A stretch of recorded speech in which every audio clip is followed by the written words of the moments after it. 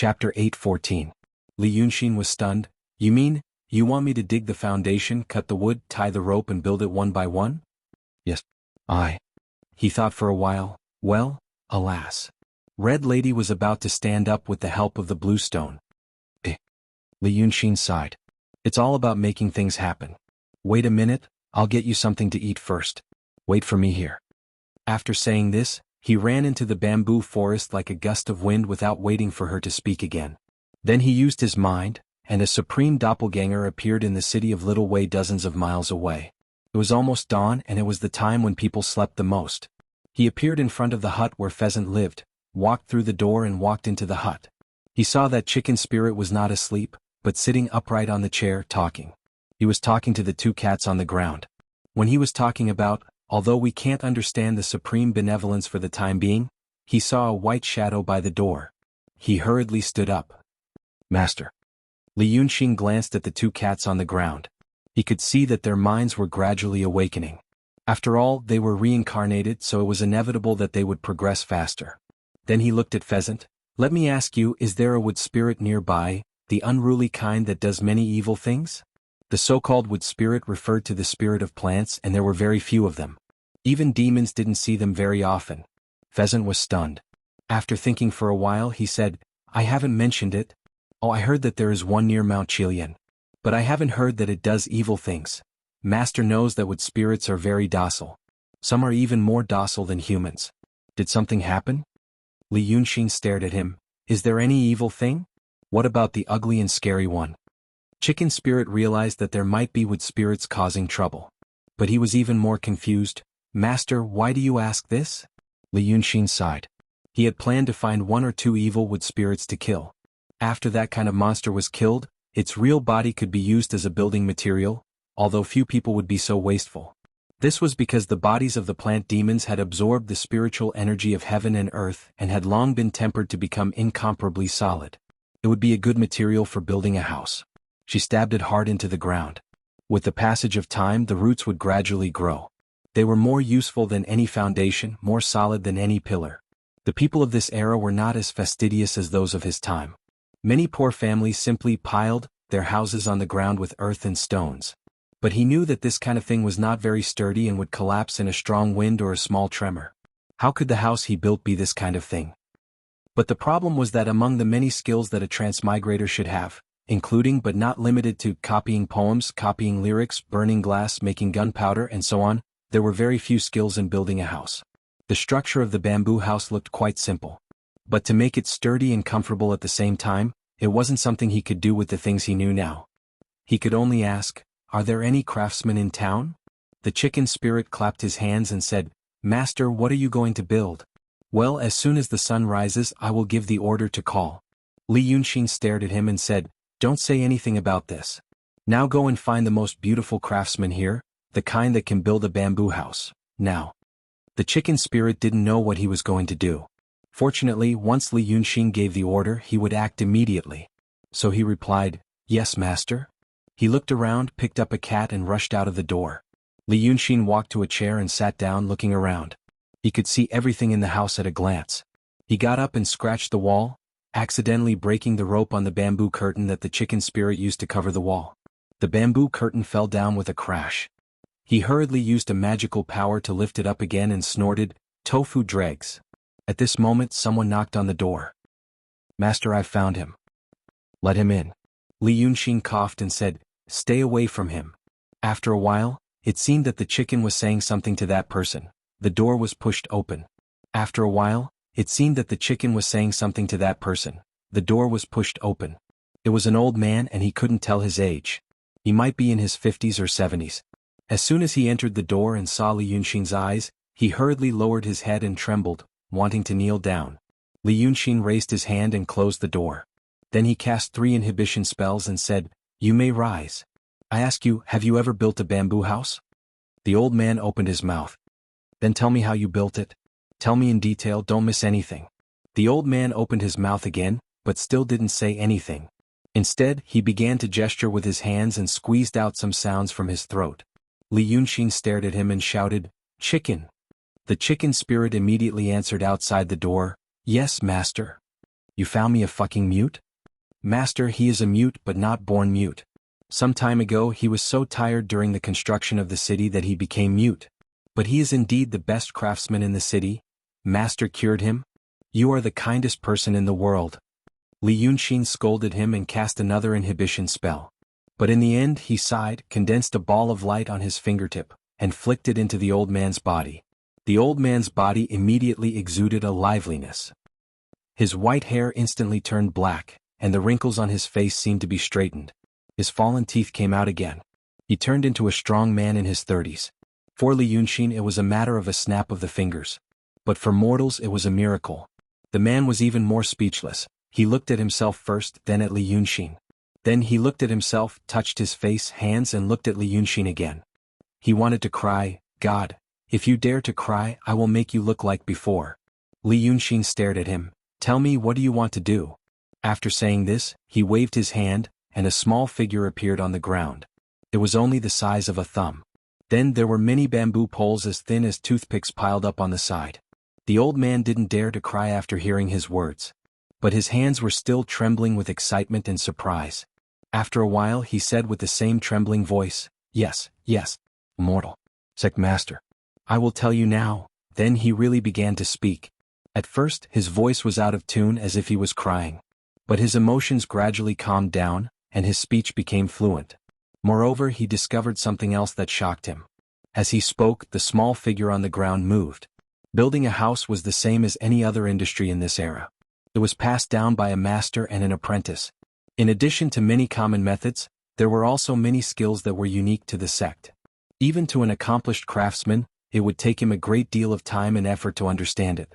But that small figure, no matter what he said, it was almost done as he spoke. There was no mistake at all, as if it was him. But he knew that the immortal sect master in front of him was controlling the small figure, because when Li Yunxin moved his finger, the small figure also moved. Was this sect master a bricklayer in the past? In this way it was easier to speak. In the end, there were many things that he didn't even need to explain in detail. At this time Li Yunxin said, Skip. Next lesson. In just a quarter of an hour, the man poured out everything he had learned in his life. Everything he had learned about building a bamboo house. Li Yunxin closed his eyes and thought for a while. Then he opened his eyes and said to him seriously, I am here to test you. I told you to go to the Star Realm to build a house for the Celestial Emperor after you died. Now it seems that your skills are good, and you can take up the position after death. Seal this matter. Once it is revealed, the good fortune will be gone. Do you understand? The man hurriedly knelt down and kowtowed repeatedly, Yes, yes, yes. But he asked again, What about the Castellan, the king? Li Yunxin stared at him, Don't say it. The man shrank his head, Yes, yes. After he was sent out of the house by Li Yunxin, Shanji came in. He found that Li Yunxin had disappeared. A bamboo curtain on the wall had become a bamboo board. When the incarnation returned to the deity with the newly learned skills, Li Yunxin also walked in the bamboo forest for a quarter of an hour. He said he was going to get something to eat, but he didn't see any wild animals. So he turned around and walked out of the bamboo forest. He found Red Lady asleep on the blue stone. The sky was getting brighter, and today should be a good day.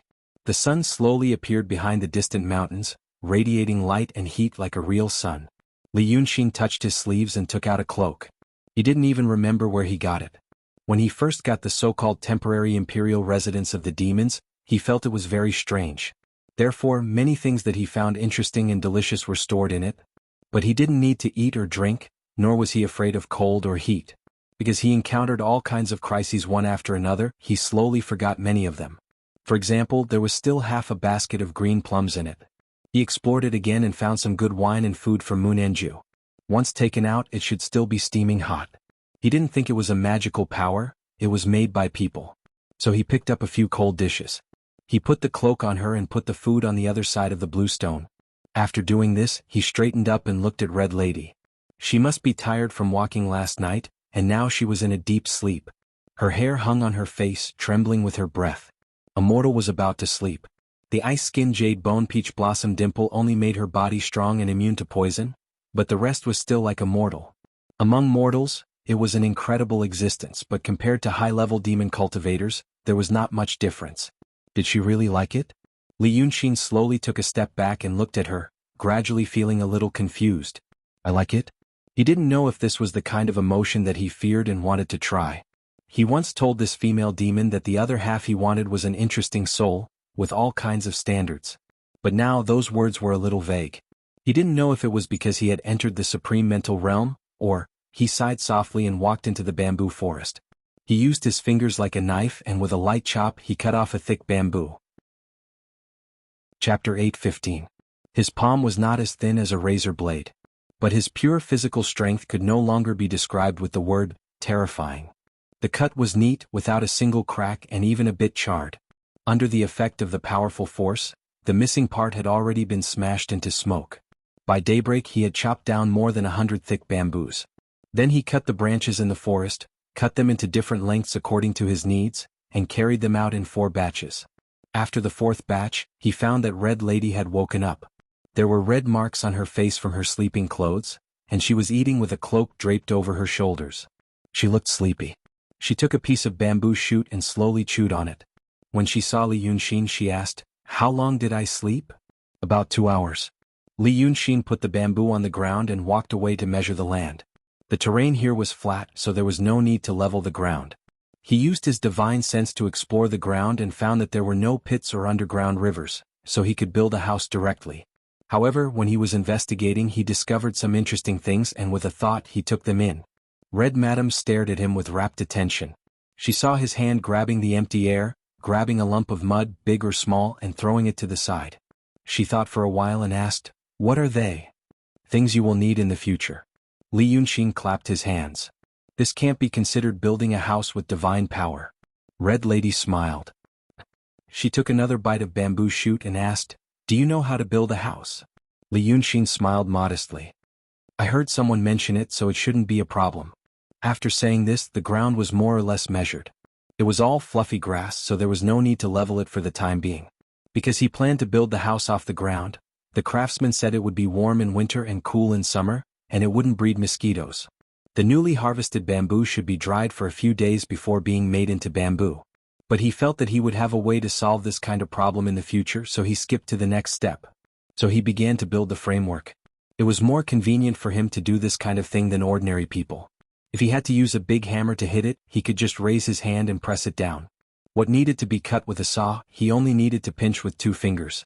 But there were other trifling matters which he had to do himself, and so it took him the whole morning. Fortunately, he felt like a little character in a game. As long as he didn't die, he wouldn't feel tired. If he still had patience, he could work for 3 to 4 days in a row. Red Madam gradually began to talk to him. But she must have deliberately avoided talking about the things that happened after they met, and only briefly talked about the things that she used to play in the city of Wei. Li Yunxin was busy with his work. He also felt that the wide sleeves of the robe were a hindrance to his hands and feet, so he changed it into an inner garment and rolled up the sleeves. The demoness, watching the golden rays of the sun on his face and arms, would often pause after saying a few words and stare at him for a while. Thus another afternoon passed. At first, Li Yunxin only did this to deal with her. But gradually he found joy in it, a kind of creative joy. In fact, mortals could also experience this kind of joy, but after growing up, there were too many things that covered up the joy itself. For example, he had other things in his mind and wanted to finish them as soon as possible. Or because of physical reasons he got tired after a while, so the physical pain replaced the psychological pleasure. Or he had to worry about the rewards and evaluation after the work was done, and other things that had nothing to do with the work itself. It was not only like building houses but also doing many other things. This was the bitterness of life. But Li Yunxin was in a favorable situation at the moment. When he first chose a site, he had a brief idea in his mind: he should find a place with good feng shui. But soon he realized, what good feng shui? He was the good feng shui of this world now. He was already the Grand Elder, and there was nothing to be afraid of in the Midland. Even the King Rock had to be afraid of his power, as well as the people behind him and underground. He had to find old Lu, the 9th young master, and the sheriff. But it was not urgent. Shanji had ordered people to find him, but his power and information channels were not enough compared to Golden Rock. He still had to wait for the news. So he had no threat, and he had to stay idle for a few days.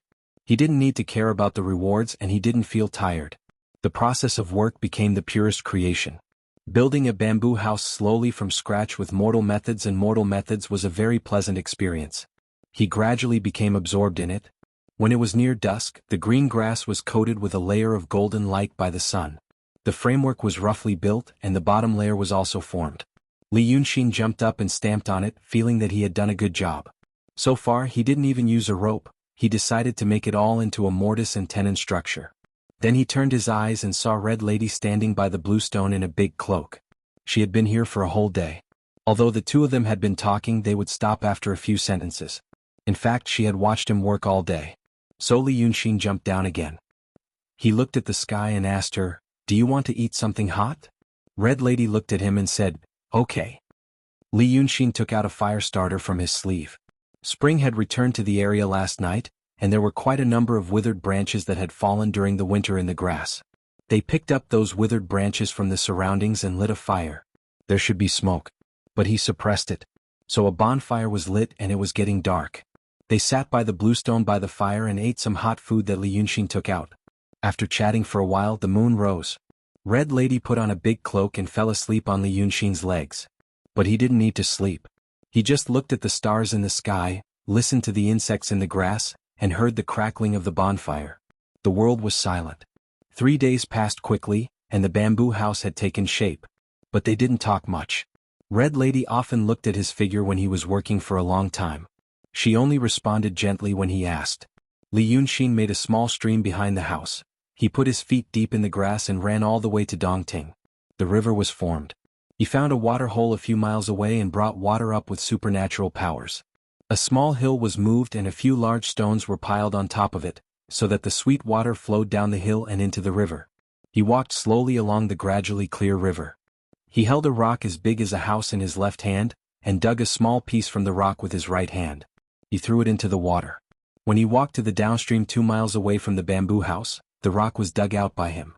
The place he passed was really covered with smooth pebbles. He also set up some gadgets in the house with the netherworld power in his body and some simple mechanisms. For example, he made cabinets and stoves just like in his world. The netherworld power was stored in the silver box under the stove, and a simple inhibition was cast on it. When Red Madam turned the knob made of black jade, a flame was ignited in the stove, which was carved by the hand of a stone spirit. It was big or small as she wanted. Of course, he also made a refrigerator. The 2 doors carved from snow essence even saved on the power of the netherworld. As for the toiletries and water sources used in the kitchen and bathroom, they were all made of rare stones and purified water from underground. In short, he arranged this house according to the convenience he could think of in his previous life and the strange treasures he could get in this life. There should be only one such house in the world built for mortals by the means of the Grand Elder. He didn't allow Red Lady to come in and see first. He only asked her to sit on the stone bench in the courtyard and wait. He looked around and felt that he had thought of all the things he should think about. Then he walked out of the house. But when he was halfway down the stairs, he suddenly said, "Wait for me for a while." So he came back after half an hour and took a horse. She said she found it in the mountains and gave it to her as a mount. She didn't know where she caught a big shiny black cat. She said it was lost in the nearby house and she could keep it to relieve her boredom. But Red Madam could see that when she saw Li Yunxin coming, there was a lone wolf walking in the distant forest. The wolf glanced at the horse and immediately ran away with its tail between its legs. The black cat was not afraid of the horse. The horse was afraid of it. He washed the things he dug out from the surrounding ground before he built the house. He found that they were all gold and silver wares and they seemed to be quite old. Li Yunxin rolled them into a ball, then pinched them into pieces and put them into a wooden box. After doing all this, the 4th day had passed. When the moon rose, Li Yunxin led Red Lady into the house. The house was filled with the fragrance of plants and there was a warm yellow light. Even if the demoness didn't know that in Li Yunxin's world, people used ambient lights to enhance the atmosphere and style, she could still feel the ingenuity of the use of light and shadow. She looked at the house for a long time. Finally, she looked at Li Yunxin and said, "I like it very much. This is how I want it to be." Li Yunxin let out a long breath and said with a smile, "If you feel bored living here, I can move to a nearby city. The Emperor of Rong Kingdom shouldn't mind." Red Lady suddenly turned around and hugged him, her face pressed against his shoulder. Li Yunxin felt as if he had been struck by lightning. His whole body became stiff, as if he couldn't even lift his hand. "Little you or I," he whispered. "Now, actually you don't know," the demoness whispered in his ear. He expected to be caught unprepared and not know how to refuse. She just stuck close to him and spoke. This made Li Yunxin feel a little more comfortable. Don't know what? Don't know yourself. You hate it when people let you down. You don't know if you feel sorry for me or if you really feel something else. You just remade a body for me and let me live.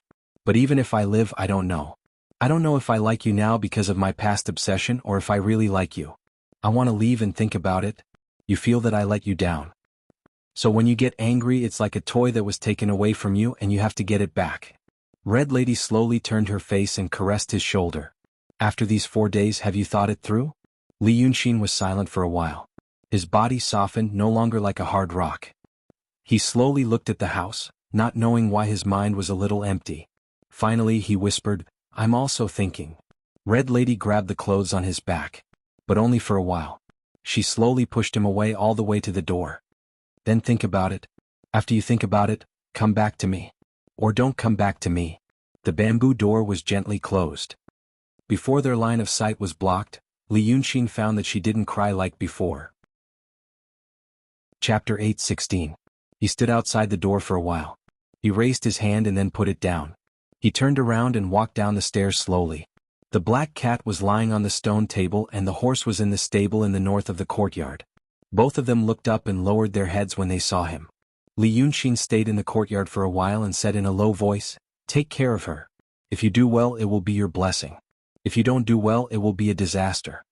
Then he strode out of the courtyard. It was late at night when he returned to the city of Wei. Because he walked back, his clothes were stained with night dew. He walked slowly along the street and looked at the houses on both sides. Compared to the previous city of Wei or the towns in his world, this place looked shabby. A few days ago, it was the Flower Goddess Festival. Many people decorated their houses with flowers made of straw. In the past few days, spring had returned, and some people had picked newly bloomed wildflowers to decorate their doors. When he first came here, he didn't have the mood to look at these things. But now he saw everything. He also saw the uneven streets and the filth on both sides of the street. He sighed and said, Pheasant. After a dozen breaths, the chicken spirit ran out from the corner. The sound of footsteps echoed in the alley. A few people opened their windows, looked out, and then closed them again. When Li Yunxin entered the city, no one was alarmed. But when he preached, many demons in the city came. The preaching was not allowed to be spread, but the preaching itself was not something that could not be said. So in these few days, people knew that the hierarch and president was in the city. If he was a real person, many people would probably want to find him and see if they could see his face.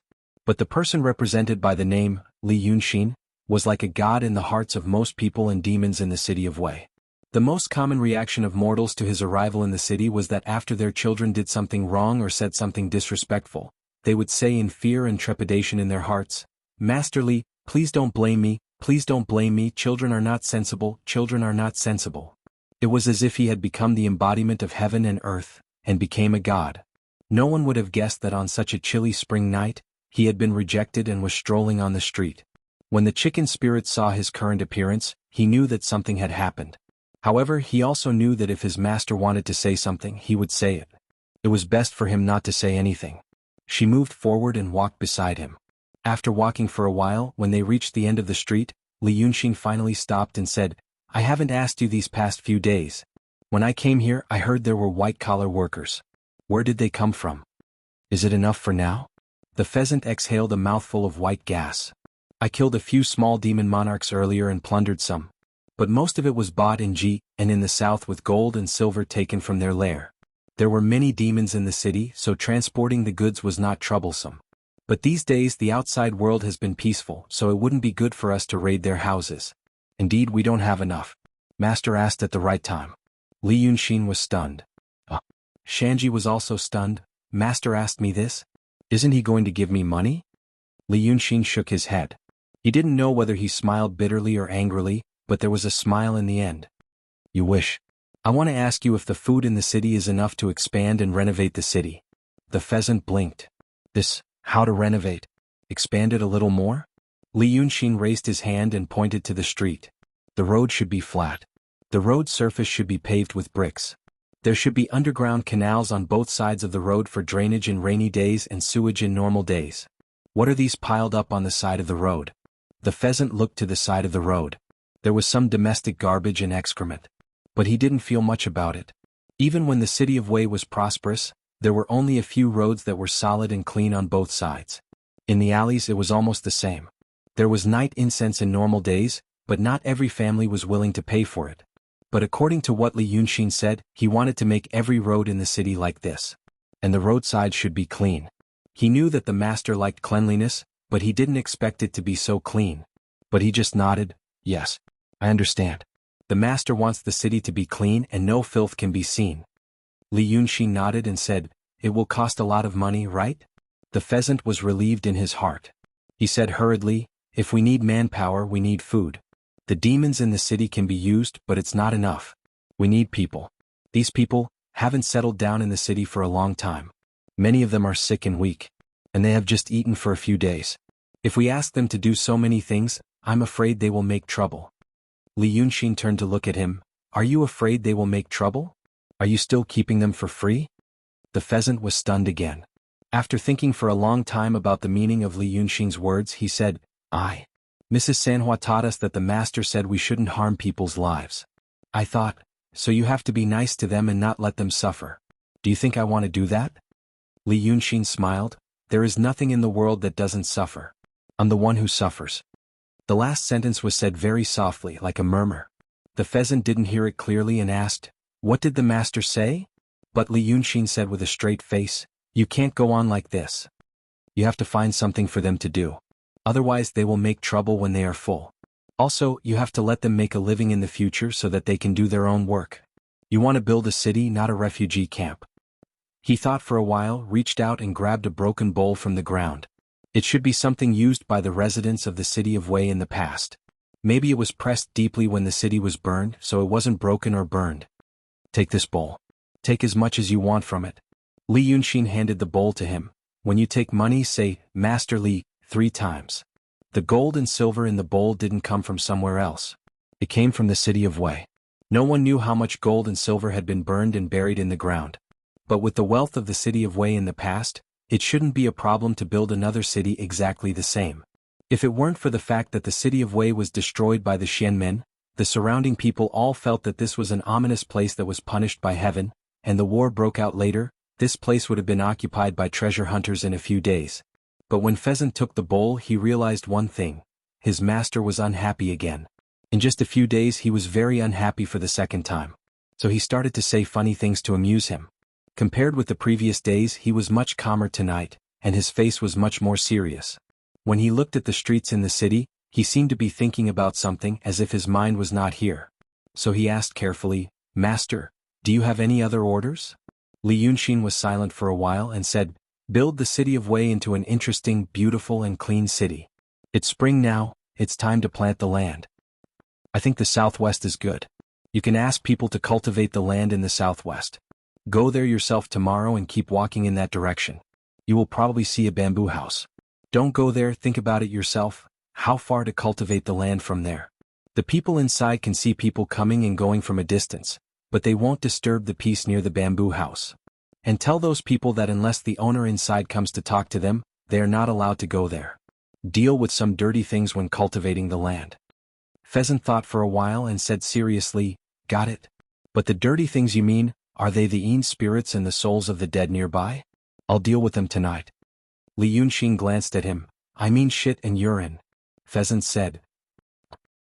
He scratched his head and looked at Li Yunxin's face and said hesitantly, Master, do you want to do something else?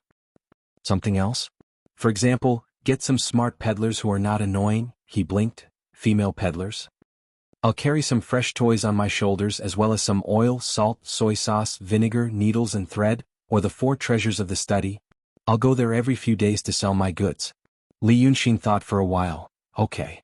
Pheasant rubbed his hands happily. Master, but, the golden house? Li Yunxin glanced at him. It's Li Xianyu. Pheasant was stunned. If it's her, don't worry. She's immortal now. Pheasant was stunned again. After a while he said, well, then we can ask her to live in the city. I can also. She thinks the city is boring. Li Yunxin looked at the street. I also think it's dirty. It's not that you didn't do a good job. Only a few people in the world can do this. But you need to improve. Pheasant agreed. Then he thought for a while and said, Master, I have news. Someone said he saw you Meng in the city of Wei. Li Yunxin's face changed. Why did you say it now? You were not in a good mood just now. Pheasant whispered, it's not good news but it's not urgent. It's like this. The informant from Rongjun said he saw a man with a maid, a patient and a black cat in the chaos. At that time he had escaped with the refugees and disappeared without a trace. It was in the area of the former Lai Kingdom. It happened a month ago and I just got the news. Li Yunxin frowned and thought for a while. No supernatural power? I don't think so. Pheasant said, the person over there is smart. If there is, he will report it. I've already asked him to look for it. The chief didn't transform into a human, but showed his original form. Li Yunxin shook his head. It's not good news. Well, do your job well. I'm leaving. Master, are you going to look for them? Yes. After saying this, Li Yunxin's figure had already disappeared. Pheasant sighed and saw a piece of paper floating down from the sky. He hurriedly took it and found it was folded. It was a small paper man cut out. With a thought, he felt the majestic demonic power in it. It was a magic weapon. He had no doubt that if he unfolded it, these paper men would jump to the ground and become tireless laborers who could be used to repair the city of Wei. Chapter 8:17. The news came a bit strangely. When he entered the former Lai Kingdom, this thought suddenly emerged in Li Yunxin's mind. It was not the news itself but the timing. When he was a little depressed because of Red Lady's matter, an informant happened to send him the information he obtained more than a month ago. This timing seemed to be a bit perfect, if someone really did it on purpose. It couldn't be the pheasant. It should be the informant's problem, intentionally or unintentionally. But these were all trivial matters. Li Yunxin thought it was most likely the Rock King's doing. But if this method was used to lure him here, it meant that things had not developed to the worst. It seemed that there was still room for discussion. With this thought in mind, he walked for a while and entered Shuanghu City. It was said that Yu Meng and the others were later kidnapped by refugees and entered this city. Then the Rong army sealed the city and began to investigate the hidden remnants of the previous dynasty. The matter ended a few days ago and the city gate was reopened. Li Yunxin thought he would see a dilapidated scene after entering the city, but what he saw was a bustling scene. There were indeed Rong soldiers patrolling the streets, but the shops on both sides of the street were open. Many civilians walked back and forth and even beggars and hawkers could be seen. All the restaurants, tea houses and all kinds of shops that were open were decorated with lanterns and streamers. Those who did not know the situation would think that they were celebrating a festival. He thought that the Rong army wanted to use this method to calm the people's hearts as soon as possible, so that people could see that once the towns under Emperor Rong's rule were assimilated, they would quickly regain their prosperity. But there were one or two black bloodstains that had not been washed off by the streets, which seemed to remind people that this kind of prosperity did not come easily. He walked a dozen steps along the street and looked around casually. He wondered where Yu Meng would be if he was still in this city. If someone deliberately lured him here, what did they intend to do in this prosperous city? Soon he found some clues. Someone was staring at him. The gaze lingered on him for more than 3 seconds or 6 times. He immediately turned his face and found that the person who was observing him was standing at a street corner. He looked like an idler. He was a middle-aged man with short clothes and an ordinary appearance. When he saw Li Yunxin's gaze turn to him, he did not avoid it. Instead, he smiled at him and took the initiative to walk over. This person was interesting. Li Yunxin probed his aura and discovered that he was neither a fiendish demon nor a cultivator. Instead, he was an ordinary person. The man took more than 10 steps to stand in front of him and bowed. Greetings, Dragon King. Li Yunxin thought about it. Are they from Southernwood Lodge or the Freemasons? Freemasonry. The newcomer smiled. Dragon King's discerning eyes are like torches. So now you're siding with the Golden Rock? The man laughed again. Dragon King guessed wrong on this point. I'm Dragon King's man. Li Yunxin raised his eyebrows. Which Dragon King? Now in this world besides you, who else is worthy of the 2 words Dragon King? The newcomer said solemnly. We are indeed Dragon King's people, and we will temporarily listen to the orders of the person in charge. The person in charge also has a very close relationship with Dragon King. Li Yunxin sighed. Don't be deliberately mystifying. Tell me who is the person in charge. Dragon King, please look up. The man raised his hand. The person in charge is waiting for you upstairs. Li Yunxin turned his head and looked in the direction he was pointing. They were standing in front of a restaurant called Hongtai Restaurant. It was a 3-story restaurant with octagonal flying eaves. Currently there was a man sitting by the railing on the 3rd floor. Seeing his gaze, the man nodded and smiled. Li Yunxin's eyes were slightly cold. He lowered his head in silence for a while, then turned and entered the door. Walking up the wooden stairs to the third floor, he found that the entire floor had been booked. The hall was empty except for a man sitting at a table by the window. There were a few dishes and a half-empty bottle of wine on the table. It seemed that the man had been waiting for some time. He looked at the man at the top of the stairs for a while, then slowly walked over. His expression was cold and his voice solemn. Li Chunfeng, now you've become a member of the Freemasonry? Li Chunfeng reached out and grabbed another bottle of wine from the air. He took out a cup and placed it in front of Li Yunxin. He turned to Li Yunxin and said with a smile, "Yes, they're my people. Not only them but the painting Dao created by Lu Gongzan is also my people now. I still revere your name. Anyway, both of them are abandoned pieces.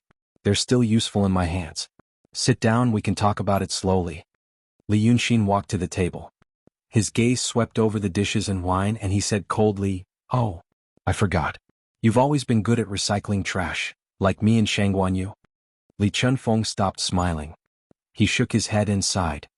"Your hatred for me is very justified. But your mother, Shangguanyu, was also a pitiful person. In the past, many things were not easy to say before the time was right. Now that the time is right, sit down, I'll tell you everything." Li Yunxin was silent for a while. "I've more or less understood what you wanted to say. There's no need to repeat it a second time. What you understand is only part of it." Li Chunfeng looked at him with a strange light in his eyes. If one were to disregard all prejudices and emotions, it would be the light of gazing at a precious jade that one had painstakingly carved. "Now I'll tell you another part. It's about my origins. This part, you'll be the first person in the world to know." Li Yunxin frowned. After thinking for 2 breaths, he finally looked at him. "Do you want to tell me that you're also from a world with airplanes, cannons, and even interstellar warships?" "No." Li Chunfeng looked at him. "It's more complicated than that." "Fine. I'll listen to you." Li Yunxin exhaled softly and sat down opposite him. He took out a pot of Munanshan and a cup from his sleeve. He pushed the cup that Li Chunfeng had prepared for him aside, poured a cup of wine and drank it. After drinking 2 more cups, he said in a low voice, "Go ahead." The man opposite him pushed the wine cup in front of him aside as well. He thought for a moment and said, "You've always thought that Xie Xing is the person we want, but you're not. You're wrong about that. Xie Xing is the person they're looking for. But the person I want isn't him, it's you. To me, Xie Xing is the abandoned pawn. I've been very clear about this since the moment you were born. It's still the same even now. I've been observing you for more than 10 years. They thought I was observing you for them, but I was only observing you for myself. I told them that your temperament was unstable, and they didn't know if you were the person they wanted or if you'd run down from the astral plane, so they needed more time to slowly observe you. Half of what I said was true and the other half was false." Li Yunxin looked up at him. "Which is true and which is false?" "It's true that your temperament is unstable. Because I've slowly come to know that you don't have the emotions of ordinary people. The rest of what I said was just to buy time." Li Yunxin smiled. "Are you trying to tell me that you knew I was heartless from the moment I was born? I'm curious how you could tell. Because I was originally the same as you." Li Chunfeng looked at him seriously. "You acted very well. Ordinary people can't see it. But that's what I used to be. I can see it. So what you're going to tell me next is that it's a big coincidence, that a person who was originally as heartless as me came to this world, and that a heartless person like me happened to be born many years later, and then you know all my thoughts. Everything you do next is for my own good?" Li Yunxin curled his lips and shook his head. "If there are too many coincidences in one thing, then it should be made up." Li Chunfeng was silent for a while, then suddenly said, "How do you know I was originally a person?" "It doesn't matter," Li Yunxin sneered. "It's the same if you're a spirit. So are you a spirit reincarnation?" "Not really." Li Chunfeng slowly raised his hand and made a stroke in the air. Then a spindle-shaped object appeared in the air. Inside this spindle, there were countless fluorescent lights dancing. Every one of them was extremely small, like a speck of dust. "This is a big universe." Hearing this word coming out of his mouth, Li Yunxin wasn't surprised. If his explanation of his identity was one of the few truths he had ever told. Li Chunfeng pointed at the speck of dust. "This is a small universe. For example, this small universe of this world, and the small universe of the world you came from. There are many such universes just like these specks of dust. They move and collide in the big universe without any pattern. This is what happened to the collision of this world. He paused as he said this. But Li Yunxin didn't ask anything. He just poured himself another glass of wine. Then he continued, both sides mean nothingness. One side is nothingness because of absolute order, there is no randomness, no movement. So even the Big Bang doesn't happen and nothing exists. The other side is nothingness because of absolute chaos. Because of absolute chaos, all rules are invalid and there is nothing. The part in the middle, the part where you can see many small universes dancing, is the habitable zone between these two extremes. There is order but there is also chaos. Chaos and randomness cause the universe to be born and evolve. But the order ensures that there are certain rules to follow, and it won't collapse. In the words of your world or this world, the laws of physics are macroscopically orderly. But on the microscopic level, such as the quantum level, it is also disorderly. Of course, this is still an inappropriate metaphor. So this kind of place is called a habitable zone. When Li Chunfeng said this, he was a bit like Shenmu. But his expression and tone were gentler than Shenmu's. The way he looked at Li Yunxin reminded the latter of the past. Once, when he was young. When he taught him the art of painting. He was patient and gentle, ready to stop at any time because of a question and explain with even more patience. At that time they were in their own courtyard, there were still some mottled shadows on the ground. Li Yunxin took a deep breath and turned his face away. So, there is no clear dividing line between the world of absolute order, the world of absolute chaos and the habitable zone. It's gradual, Li Chunfeng said softly. Those closer to the side of order may be more law-abiding. If there is a nearby universe, perhaps there are only strict rules and very little randomness, we can't infer what that kind of world looks like. As for those closer to the side of chaos, it is a universe that is more chaotic than our world or even the world you came from. And there are more rules that you can't understand. You already know such a world, it is the universe that is colliding with the universe we are in. In there, perhaps the so-called living things do not have a fixed form. Everything exists in the form of energy. But because it has not become too chaotic, it can still exist. In the past, this universe and the universe you came from were considered to be worlds with relative rules in the habitable zone. There are many such universes, many such universes. And there are also many relatively chaotic worlds. But the so-called habitable zone of these two worlds is only a very small part of the entire universe. You can even say that it is negligible. The diagram I made is just to make it easier for you to understand. Li Chunfeng said slowly, do you understand now? Li Yunxin let out a sigh. Don't ask me in that tone. I'm not that kid now. And I have never been. Li Chunfeng smiled tolerantly. Then you understand. You have always been smart. So, another thing is not difficult to understand, like all worlds, the orderly will eventually develop into the disorderly. For example, the collapse of a house, the shattering of a wine glass, this is a process of entropy increase. The big universe also follows this process. In the beginning, perhaps the whole big universe was absolutely orderly. Also, nothing existed at all. But then chaos appeared and there was a relatively orderly world. Then there was a world in the habitable zone, and then there was a relatively chaotic world, and finally, there was an absolutely chaotic world. This can be seen as a gradual process of erosion. And it is also in this erosion that a habitable world is born. But the habitable world also becomes chaotic and uninhabitable because of the erosion, and eventually leads to another kind of destruction. For example, in the beginning the world was a ball of ice. Then there was a fire burning outside. It was too cold inside and too hot outside.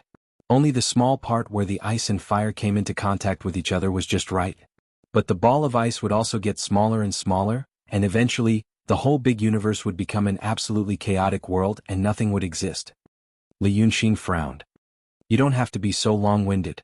This law also exists in our so-called small universe. Starting from the Big Bang, the density of matter became thin, and then stars and planets were born. Then, the universe expanded and everything became too thin and finally, everything was destroyed. He sighed and looked at Li Chunfeng. I'm not a native of this world. Can you get to the point? Li Chunfeng smiled. Okay. The point is, I come from a world that was destroyed like this one. Li Yunxin was stunned. I said there are many such worlds. Collisions happen all the time. Just like human history, the history of your world and the history of this world before, the period of peaceful development is short, and the time of war is the majority. In a small universe, the probability of not being hit is actually very small. Hundreds of millions of years, billions of years, tens of billions of years, are all very short. Most of the worlds are colliding, So don't think that this universe is unlucky. It is just a normal occurrence. Chapter 8:18. Li Chuanfeng's expression turned serious. My world is very lucky. It took more than 60 billion years for it to collide with the chaotic world. But at that time we could already adapt to the chaos. So many people escaped. Li Yunxin's hand paused on the wine glass. He turned to stare at Li Chunfeng and frowned. You mean, you came from another world apart from this world and my world? It's not unusual, Li Chunfeng said in a low voice. Li Chunfeng said in a deep voice. Countless universes collide and intertwine, creating something like a wormhole. When a world gradually becomes chaotic, it will also gradually become riddled with holes. So transmigrators appear. It's very normal. He paused and looked at Li Yunxin. Transmigration is not a strict term. It should be called falling. From a more orderly world, falling into a more chaotic world. A person's falling is a long process like the horizon of a black hole. You should know about the horizon. Many of the emotions in her heart were temporarily blocked by the fact that Li Chunfeng might have come from another world. Li Yunxin said slowly, You mean, for example, a person falling into a black hole? At that moment he has already been torn apart and pulled in. But the light particles reflected from his body also escape outside the black hole. When they escape to the edge they can't go any further because of the gravitational force of the black hole. That can be seen as a stop. So an observer outside the black hole can still see that person, feel that he is still alive, still existing but falling infinitely slower. But what he sees is just an image. You mean this kind of thing? Li Chunfeng smiled approvingly. He nodded. Yes. Of course this is just a metaphor. The black hole itself is not connected to any unknown place. But there may be a space-time black hole between two universes that are relatively close. Such a thing is a passage between two universes. You came from your world, the principle is similar. Li Yunxin realized something. This made his expression change. You mean, in my original world, I still exist? Yes. Li Chunfeng nodded. Right now you exist here and there. As I said, the fall is a very slow process. It might last for hundreds of millions of years. You have lived here for more than 10 years. In the other world it might only be a few days. This kind of thing might not only happen to you in your world, perhaps many people are falling. But because human history is too short, no one has been able to observe the entire process. Li Yunxin's fingers trembled slightly. He drank one glass of wine, then two more. Then he raised his head and looked at Li Chunfeng seriously, as if he had never seen him before. In other words, you weren't a human before. Not any kind of being that we can understand. You came from your world, to this place. Li Chunfeng nodded slowly. Yes, but I have fled here with a plan. Or rather, I am a savior. The drop was a drop from a relatively orderly world to an even more chaotic world. I, on the other hand, did the opposite. We used unimaginable resources and only sent a few dozen people. We are the saviors. Li Yunxin stared at him in a daze for a while. But there was no cold smile on his face like before. Then he slowly leaned against the back of the chair and sighed. If this is true, why didn't you say it earlier? Just because I have an unstable mind? You know, it's hard for humans to understand the feelings of plants. Li Chunfeng was silent for a while before he shook his head. But the difference between me and you in the past is not something that can be measured by humans and plants. It took me a long time to adapt to this world, to adapt to being a human. That's why I said that I can see what kind of person you were in the past. But even if it was the you of the past, it was a time for me to adapt extremely successfully. I have a way to save this world. He looked at Li Yunxin. But I need someone to cooperate with me. Not someone from this world, but someone from another world. That's why I've been waiting, not for Xia Sheng but for someone like you. I've even observed Qin Zhao before. But back then you didn't care about this world. And saving this world requires you to pay a huge price. I have to know if you're suitable. Or rather, I have to ask you to be suitable. You went from being emotionless to having feelings, from not caring about anything to now having someone you can risk your life for. It's all part of my plan. My gaze has never been on Xia Sheng but on you. I saw you shed your first tear for me in Shangguanyu in the city of Wei. I also knew that you risked your life to kill the ancestor for Lu Gongzan and the others. So now I know that you're ready. Li Yunxin's fingertip tapped on the rim of the cup. Outside the window there was a hubbub of voices, full of vitality. This made the conversation between the two seem unreal, as if they were talking in a dream. But Li Yunxin knew that what they were talking about was the naked, terrifying truth of this world. The vast world was just a tiny speck of dust in a corner of a tiny particle of the universe. And the two of them were the specks of dust in this dust. After a while, he said in a low voice, "What do I need to sacrifice?" "It could be everything you have right now," Li Chunfeng said slowly, "this real world." Li Yunxin took a deep breath. "You mean to put the whole world into the painting scroll? You subdued the Freemasonry and Taoist Danqing to prepare for this. Taoist Danqing can draw the earth chi for me. The Freemasonry knows mechanical drawing, so they can ensure the accuracy of the Taoist's brush. Plus the preparation I've been making, it's almost complete."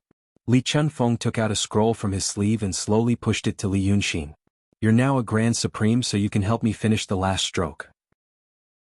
You can understand the painting path created by Shenmu as using a new law to shrink the projection of this real world into another dimension. Then I'll use the method I used to ask you to bring this world in the painting back to your world. The projection is just an example. For example, the you in this world right now is just a projection of you in that world. So this place can temporarily escape the disaster. But the price you have to pay is that once you go back, your so-called Grand Supreme power can only be fully effective in this world in the painting. When you go back to your own world, your power will be greatly weakened because you lack the support of the law. Only you can do this. Neither Qin Zhao nor Xie Sheng can do it." Li Yunxin thought for a while and looked at him. "Is this the so-called great sacrifice? You know I don't care about these things. These powers. To me they're just byproducts in the process of survival." Li Chunfeng smiled. "It's the current you who doesn't care.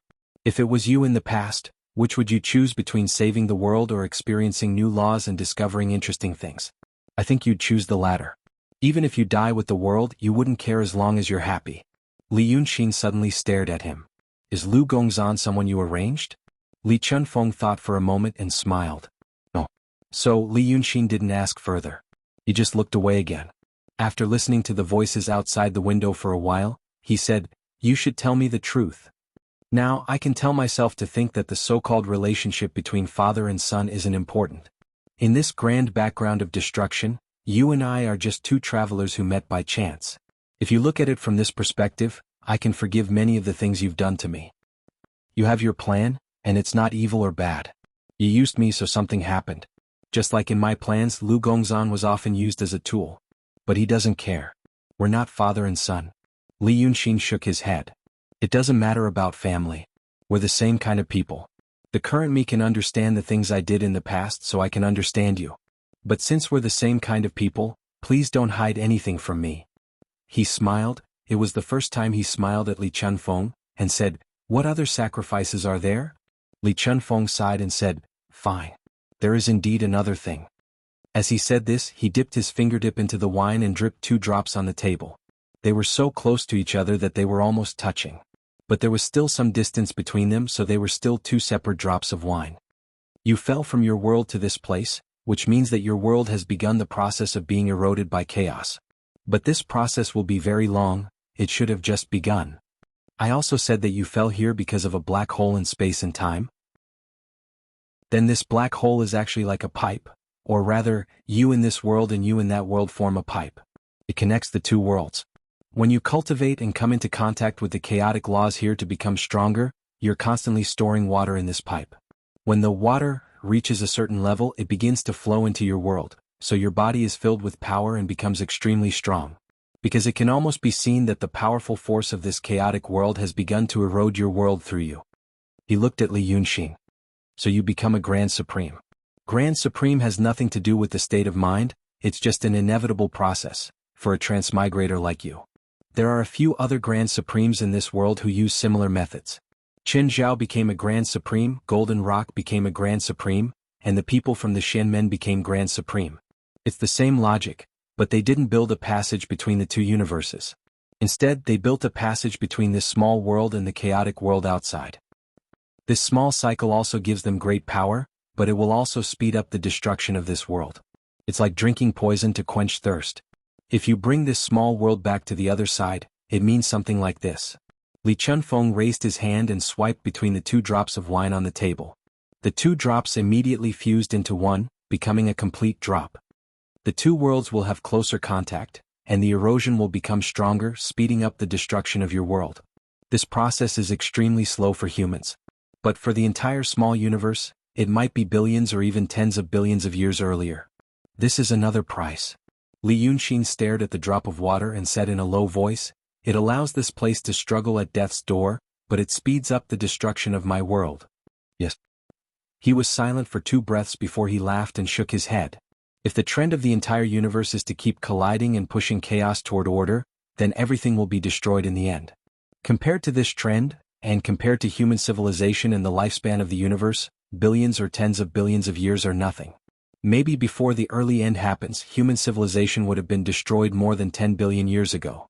Why do you think I care about this? Li Yunxin raised his eyebrows. Or maybe this is immoral in your previous world. Li Chunfeng heaved a sigh of relief and said, "Yes. It's immoral. For example, the people here think it's immoral to torture and kill cute animals, even if they belong to different races.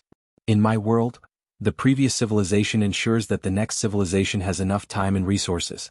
It's a recognized moral principle. But what we're about to do goes against this moral principle. This is because I've realized that this kind of morality is useless. Staying in a universe for a long time will only lead to destruction. Only constantly escaping to a more habitable world is the right thing to do. This is also the difference between me and the others." Li Yunxin smiled. "This is indeed the you I know." Li Chunfeng also smiled. "It's also the you I know." The two looked at each other for a while. Li Yunxin slowly turned his face away. "Fine. In other words, after taking care of the things on the surface, we have to do this." Yes. "But I hope you'll be the one to convince them." Li Chunfeng looked at him. "And to do this we have to wait for some time, not immediately." "How long do we have to wait?" Li Chunfeng shook his head. "It depends on the timing. Maybe a few years, maybe a decade, or even a few decades." Li Yunxin sighed. Yes. "Well, for people like you who look at the whole universe, sometime, a few years, a decade, or a few decades." "Fine. "Then where are you Meng and the others now?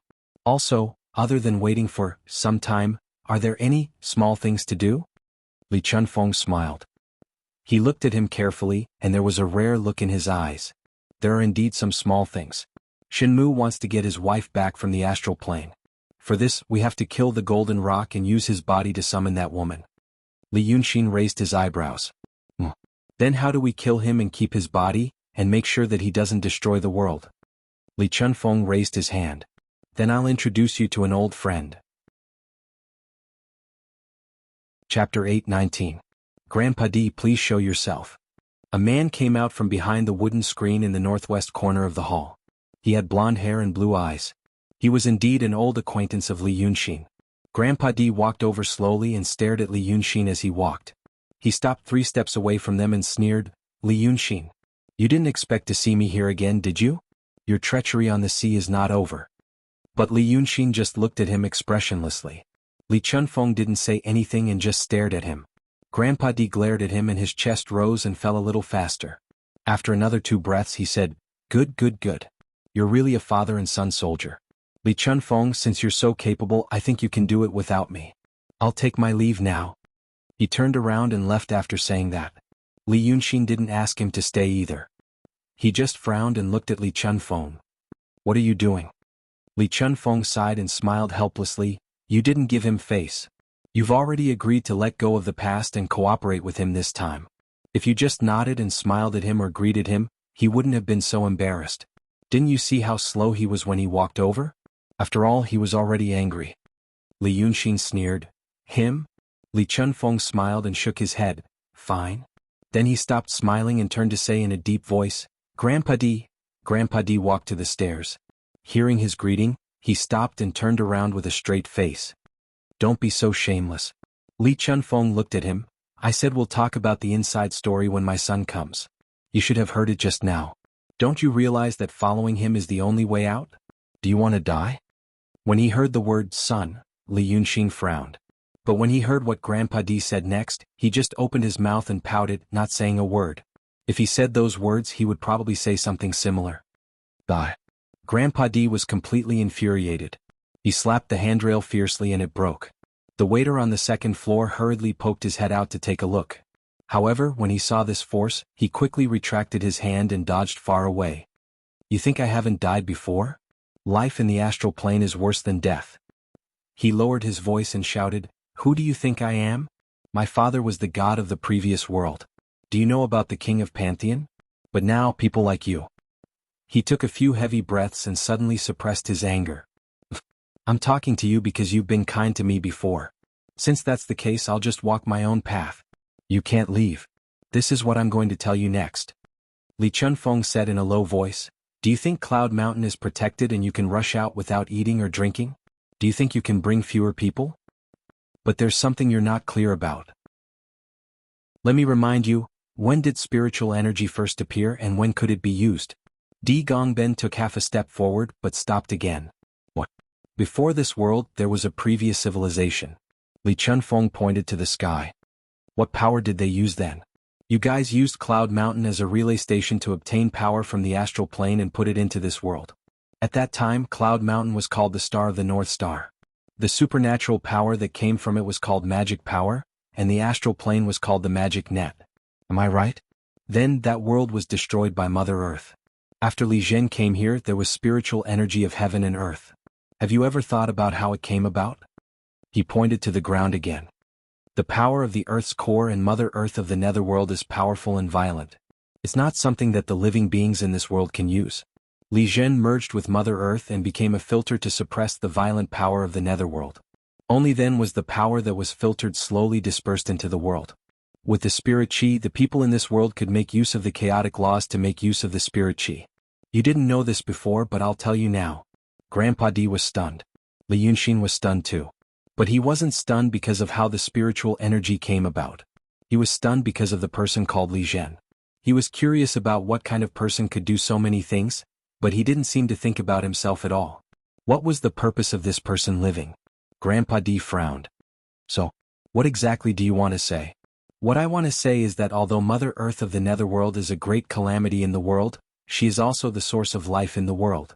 Before your world was destroyed, weren't all of the life forms in your world born from the ancient gods that Mother Earth had created? In essence, all the living beings in that world are a part of Mother Earth. It's still the same even now. Your exalted body is naturally very strong in this world. But have you ever thought that if you really ran out with Cloud Mountain, you would be isolated from this world by the chaotic world outside? Mother Earth's power, the so-called spiritual energy, and even the laws that use the spiritual energy to condense your body are all isolated? Your exalted body is refined from spiritual energy. It's only a short time and the spiritual energy dissipates slowly, so it's not a big deal. But if you have to walk for a distance of 70 to 80,000 light years, even for 10 or 20,000 years, can you guarantee that your body won't collapse? When that time comes, you will find that your body is gone when you run out. The Martians who left first devoured all the resources in the galaxy along the way and found that they were facing an empty area without even interstellar dust. Then, in such an area, your field body that has been affected by the chaotic laws can't adapt to the uncorrupted world at all. Guess what will happen to you? Grandpa D was dumbfounded and speechless. Li Chunfeng let out a sigh of relief. Now come and sit down. Let's talk. Grandpa D took a few deep breaths. Finally, he walked over slowly but didn't look at Li Yunxin. He only looked at Li Chunfeng. I'm not doing this for myself. It's also for the 400. Li Chunfeng smiled and pulled out the bench between the two of them. Sit. Only then did Grandpa D sit down slowly. Li Yunxin looked at him. Bro, there's nothing to be unhappy about when we're enemies. Grandpa D turned around and stared at him for a while. His expression gradually softened. Let's talk about the past later. Li Yunxin smiled and looked at Li Chunfeng. Tell me, what should I do? Ask Golden Rock to let down his guard first. You've already done some of this. For example, let Bai Yunxin go back and talk to him about what happened on the sea. Tell him that you'll go to the netherworld eventually. Li Chunfeng reached out and tapped on the table. I've also done some other things for you. Speaking of this, he paused and looked at Li Yunxin. Calm down and listen to me. Li Yunxin was stunned and then frowned. What did you do this time? I found Long Si and Lu Jun, and I tricked him to go to Golden Rock. Li Chunfeng pressed his hand down.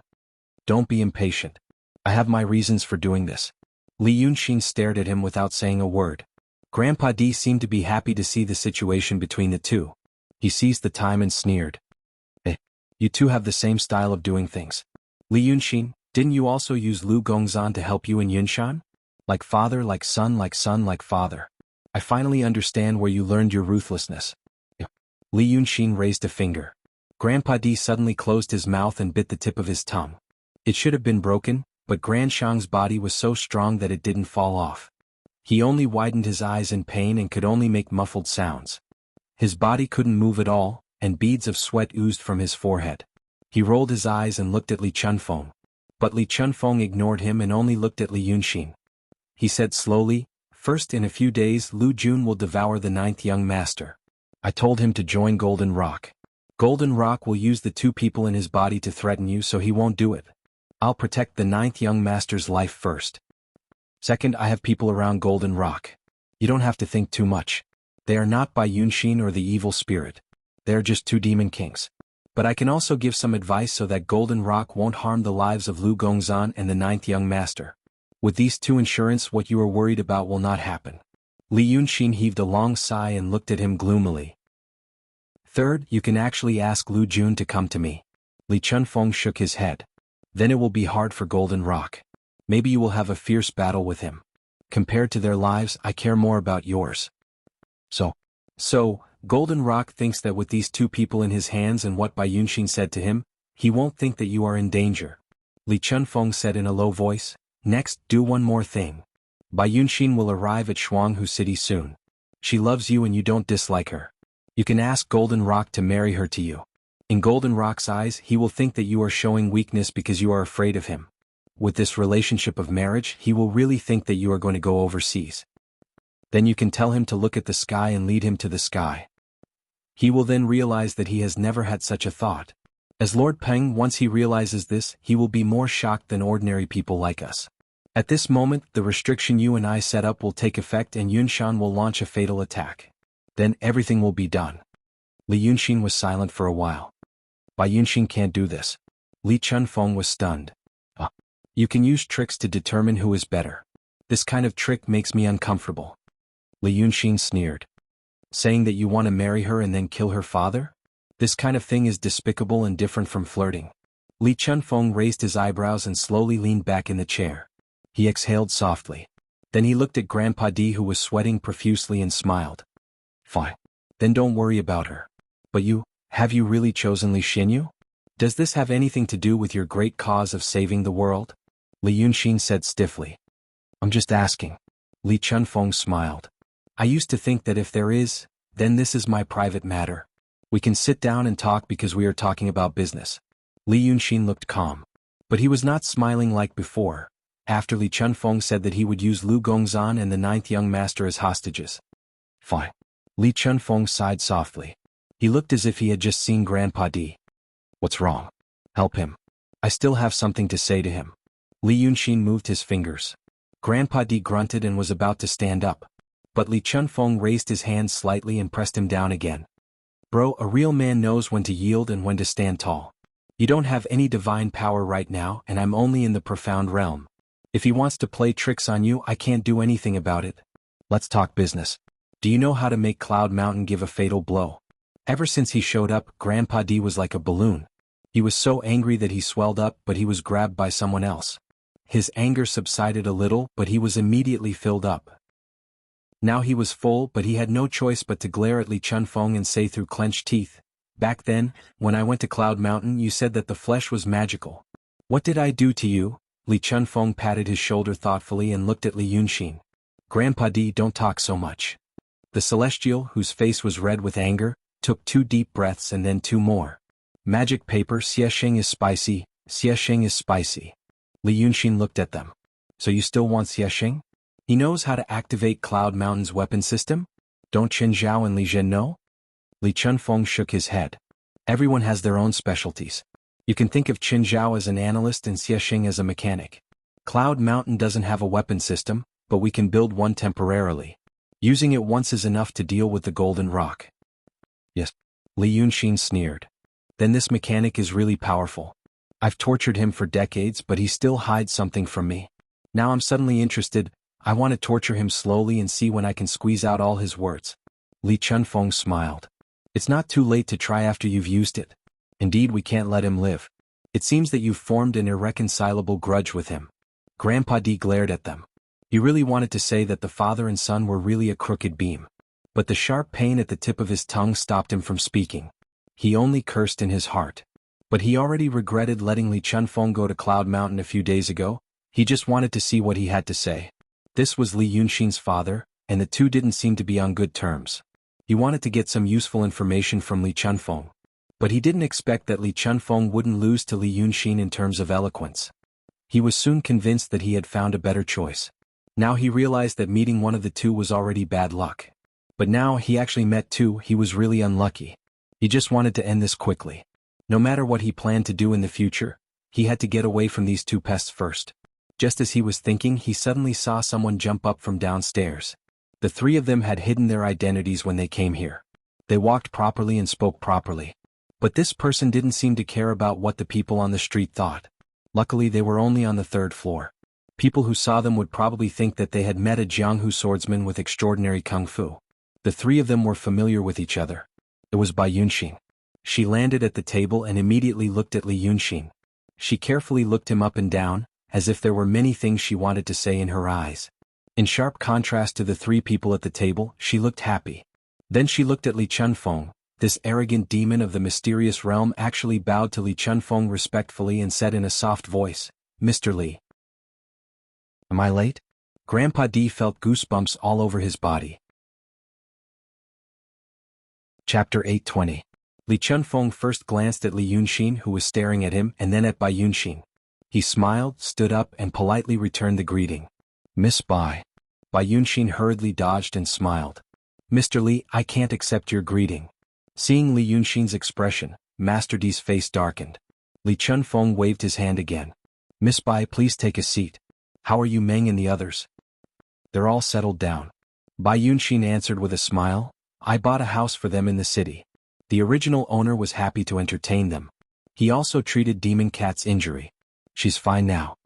After saying this, she looked at Li Yunxin. "What are you talking about now?"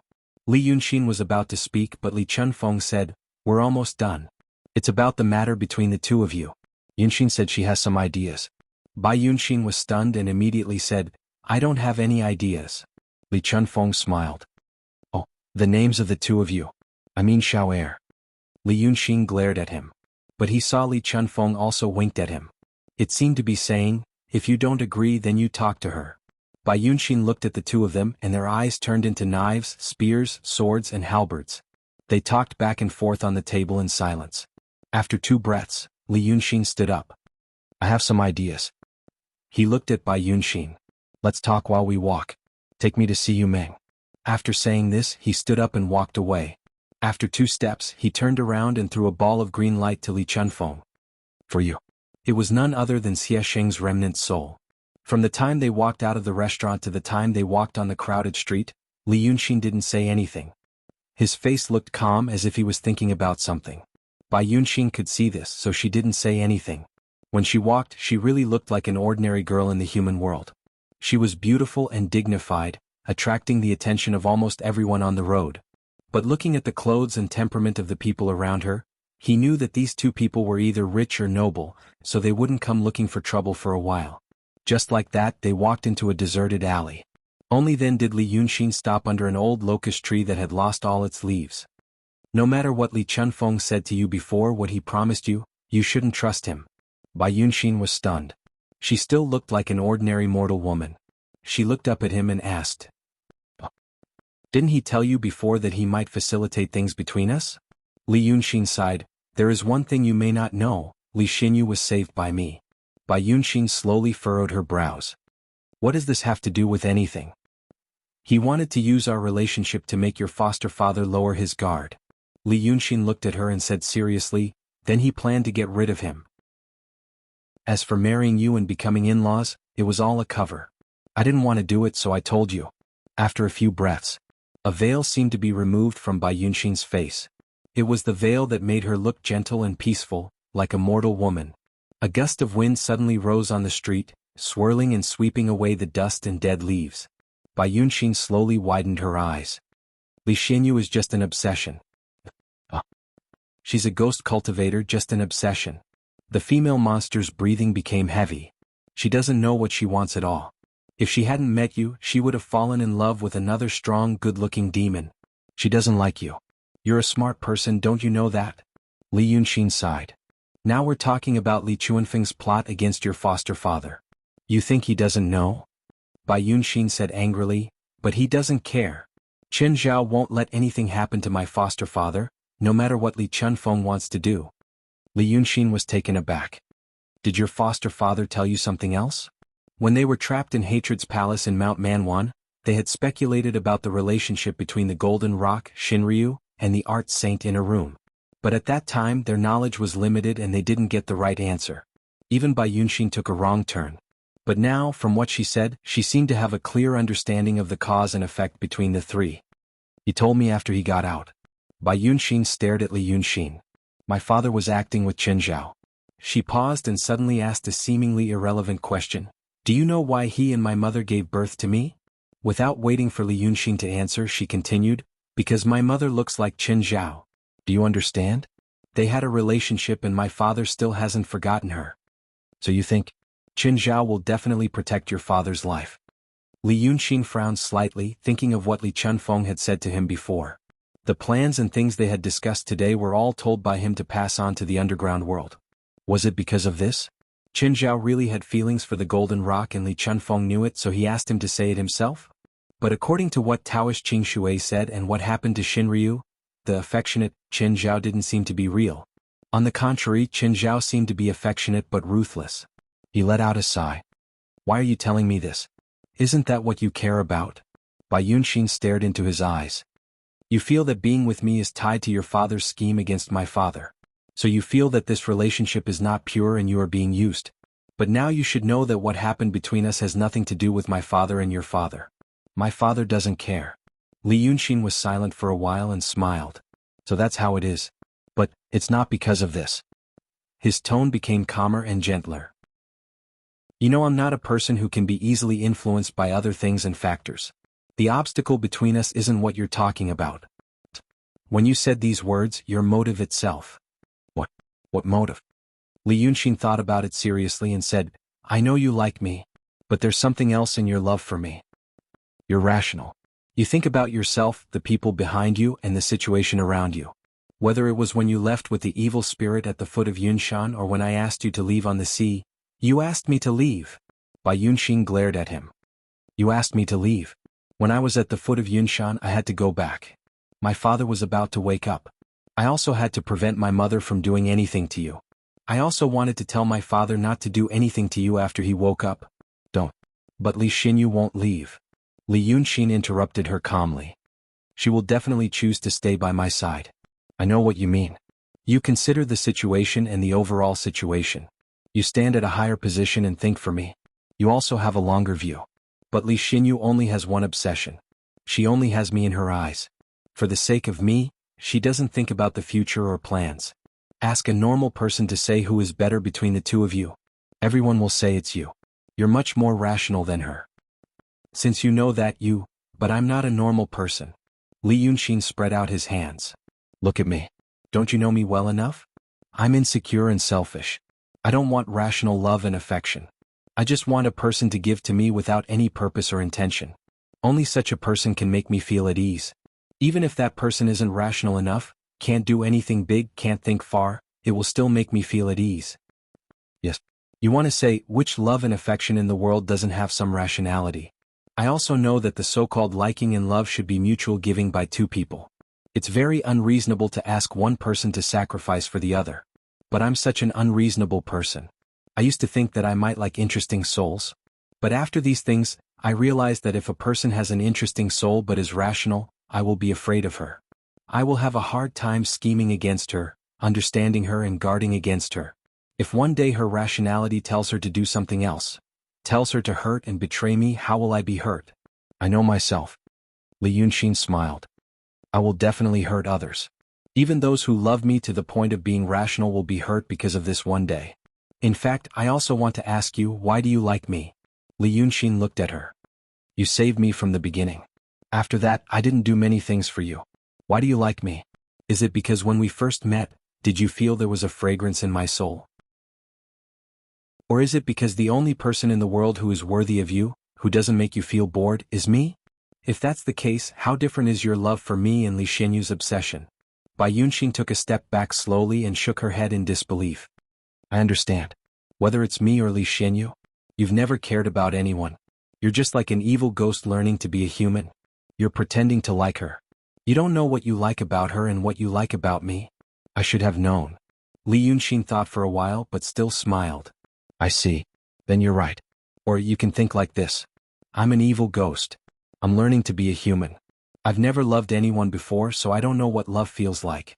So, I want to give it a try. What I want is the taste of it, not the person. So, it's best not to call someone I'm afraid of. I can try and have a taste. Even if one day I fail and want to leave, I won't worry about the person resenting me because of her rationality. She will probably still treat me well. Bai Yunxin sneered. Shameless. Li Yunxin said calmly, I've never denied my shamelessness. And what if I succeed? He looked at Bai Yunxin. So, if you know what I'm thinking, do you still dare to be with me? The banshee frowned and thought for a while.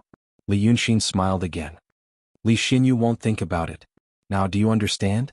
Bai Yunxin's aura slowly receded. The chilly wind at the corner of the street also gradually disappeared. She took 2 steps back and her voice was no longer angry. It doesn't matter whether I understand or not. Maybe you're right, I have to be rational. For example, I want to ask you now, Li Chunfeng wanted to harm my father. Since you planned to refuse me, you should have known that I would hate you because of this. Why did you tell me? That's not how you do things. Li Yunxin thought for a moment and let out a long sigh. My style? I don't even know what my style is. If you think that I'm good at scheming and think that's my style, it means that you don't know me very well. In fact, what I like the most is not hiding in the dark and shooting but fighting with my bare arms.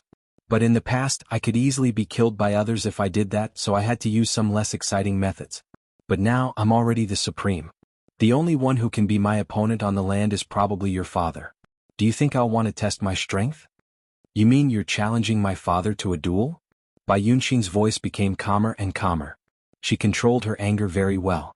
Qin Zhao did not know if she suppressed it or if it had really disappeared. It's not that I have to fight, if he's willing to give up his body. Because Li Chunfeng thinks that what he wants is related to the survival of the world, and Qin Zhao's. If he really has feelings for Qin Zhao, he might give up himself for Qin Zhao. He won't make it difficult for her to choose between keeping him or killing him. Bai Yunxin sneered. She was no longer as infatuated as before. Then aren't you worried about Lu Gongzan and Jiuer's safety? You'll take good care of them, Li Yunxin said. Ami. Bai Yunxin laughed mockingly.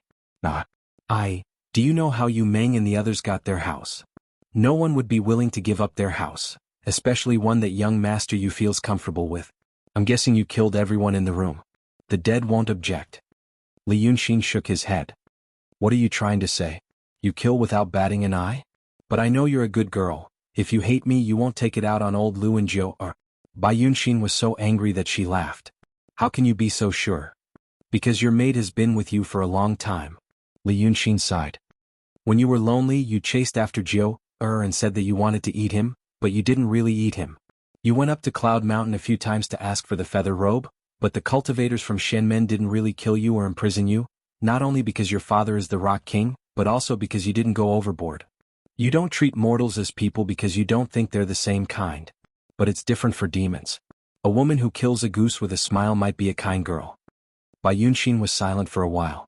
Suddenly, 2 drops of tears fell. Li Yunxin, I hate you, she said.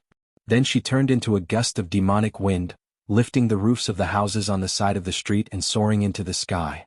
Li Yunxin raised her hand to rub her face and stepped into the alley. Chapter 821. The demon ran away angrily and didn't say where Yu Meng was. But when Li Yunxin was on the street, he saw a big house in the northwest of the city. The restaurant was 3 stories high and was one of the tallest buildings in the city. But there was a 4-story turret in the northwest. It looked extraordinary from afar. Based on the direction he was walking in, he deduced that it was where Yu Meng was. He passed through the streets and alleys and realized that he was right. It wasn't a temple but a private house.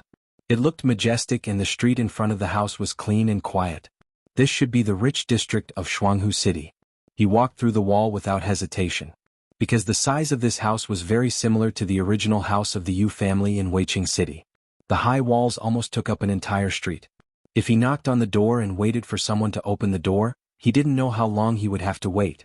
Besides, the original people in the house were all killed by Yunshin, so there shouldn't be any news. But when he really stepped into the house, the first person he saw was a person. Many people, male servants and maids, carrying all kinds of fruits and snacks, hurried back and forth on the garden path. They didn't say a word. It seemed that the owner of the house had ordered them not to disturb the peace. He could tell at a glance that these were indeed people, not demons or ghosts. Looking further into the distance, next to a pool of water, there was a reclining chair on the newly sprouted grass. A person was lying on the chair, covered with a brocade quilt. He seemed to be resting with his eyes closed. There were two pretty maids beside him.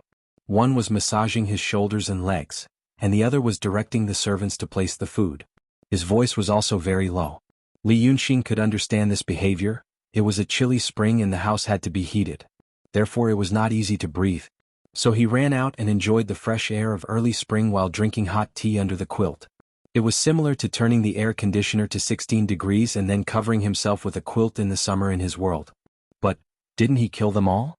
He frowned and walked over to Yu Meng's side. The girl massaging his shoulders and legs was Lily, and the one directing the servants was Wuxia. Back in Changji town, the one who was killed by golden light with a single sword strike was the former. But now he looked no different from an ordinary person, as if he had used some kind of method to recuperate. As soon as he appeared, the two girls jumped in fright. The servants, on the other hand, were very careful when they approached their master. They lowered their heads and did not dare to casually look at him, so they did not see how Li Yunshin had arrived. But both of them didn't have a bad impression of Li Yunshin. They also knew that he had supernatural powers.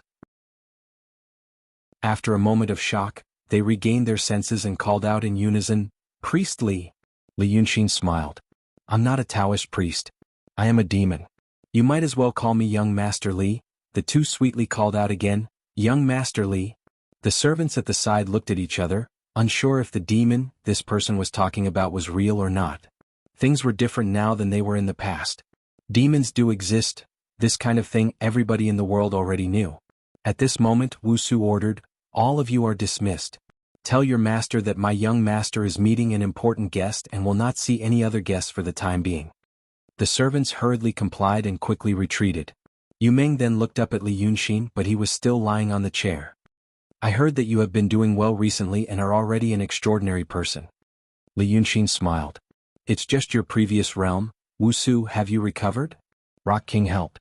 Yu Meng said, "You can say that." Wuxia's face became gloomy. Li Yunshin glanced at her, then looked at Yu Meng. Only then did he notice that under the blanket on the chair there was an empty leg. And on the other side of the chair there was a wooden fake leg. He bent down and pressed. He found that Yu Meng's left leg was broken, but the wound had already healed. At this moment he heard Lily say, "Young Master Li, please persuade my young master." Li Yunshin understood what was going on. On the night he helped Red Madam reconstruct her body, he had thought of this method, using his own flesh and blood to do this. This involved some difficult-to-explain principles. There should be an answer, but because of the attitude of the Taoist sects in this world, if you know how then don't bother to know why, it became a muddle. Using flesh and blood to reconstruct the body was easier and less likely to go wrong than using ordinary methods. Moreover, the reconstructed body was more like a human, if the practitioner's level of cultivation was not high. As for the method he used, it was naturally more brilliant than the ordinary method. But the problem was, although he had been immersed in painting for many years and should be more familiar with the construction of the body than Golden Rock, Lord Rock had lived longer than him. There was no reason to use Yu Meng's flesh and blood to reconstruct Wuxia's body. Li Yunshin frowned. "What happened?" Yu Meng raised his hand. "At that time, you were entangled and couldn't get away. I wanted to find someone else to help. After thinking about it, only Golden Rock could do it. So I went to find him. Bai Yunshin did me a favor and spoke up for me, so he used my flesh and blood to reconstruct his body." He said this lightly, but Li Yunshin knew that the process was extremely difficult. At that time he really couldn't help Yu Meng, he was only in the mysterious realm. He sighed. "I'm not talking about that. I'm talking about why you used this method. Why do you have to do this? You're not the Grand Elder now, it's not difficult to ask him to get you a leg." Yu Meng smiled. "Since you're the Grand Elder now, you should be able to see more. For example, karma and karma. Wuxia lost her life because of me. I should pay her back." Wuxia raised his sleeve and wiped the corner of his eyes. Li Yunshin sighed. "I understand. You should pay her back. But why do you have to limp? She'll be sad to see you like this every day. People who don't know you might think you want to use this to sell her favor. We've always remembered young master's kindness, we can't forget it. Young master doesn't mean that, Lily said. Yu Ming smiled. Young masterly doesn't mean that either. Go get me a heater. Let's talk. And call the sheriff. Wu Su and Lily hesitated for a while, then slowly walked away. Then they turned around and said, Young Master Li, you have to persuade my young master. Li Yunxin nodded. After they walked some distance away, Yu Ming said seriously, I don't want to owe Golden Rock a favor. What do you mean? You should know what kind of opportunity the Golden Rock had to become a Grand Supreme. It's because of the Heavenly Heart Law. I used to be the leader of the Celestial Sect. Now I'm asking him for a favor. It's a bit far-fetched to explain this in the secular world, but you should be able to understand. Li Yunxin thought for a while. I understand. Ask him to help you, but use your flesh and blood. Don't use his things. We don't owe each other anything. But you didn't want Golden Rock's help. Now I can help you. Yu Ming smiled lazily. It's also because I know there will be a battle between you and Golden Rock. All the more I don't owe him a favor. Speaking of which, do you know how I got here? Li Yunxin was slightly stunned. Not owing him a favor because he and Golden Rock were bound to fight. Coming from Yu Ming's mouth, these words should be true. He was a little absent-minded, even though it was only for a short while. In his list of people closest to him, Yu Ming's name was not included. But now, he actually saw himself as a friend? He didn't know what caused this. Or rather, after he searched through their past experiences and interactions, he didn't feel that he had ever provided any benefits for him. No, it had nothing to do with benefits.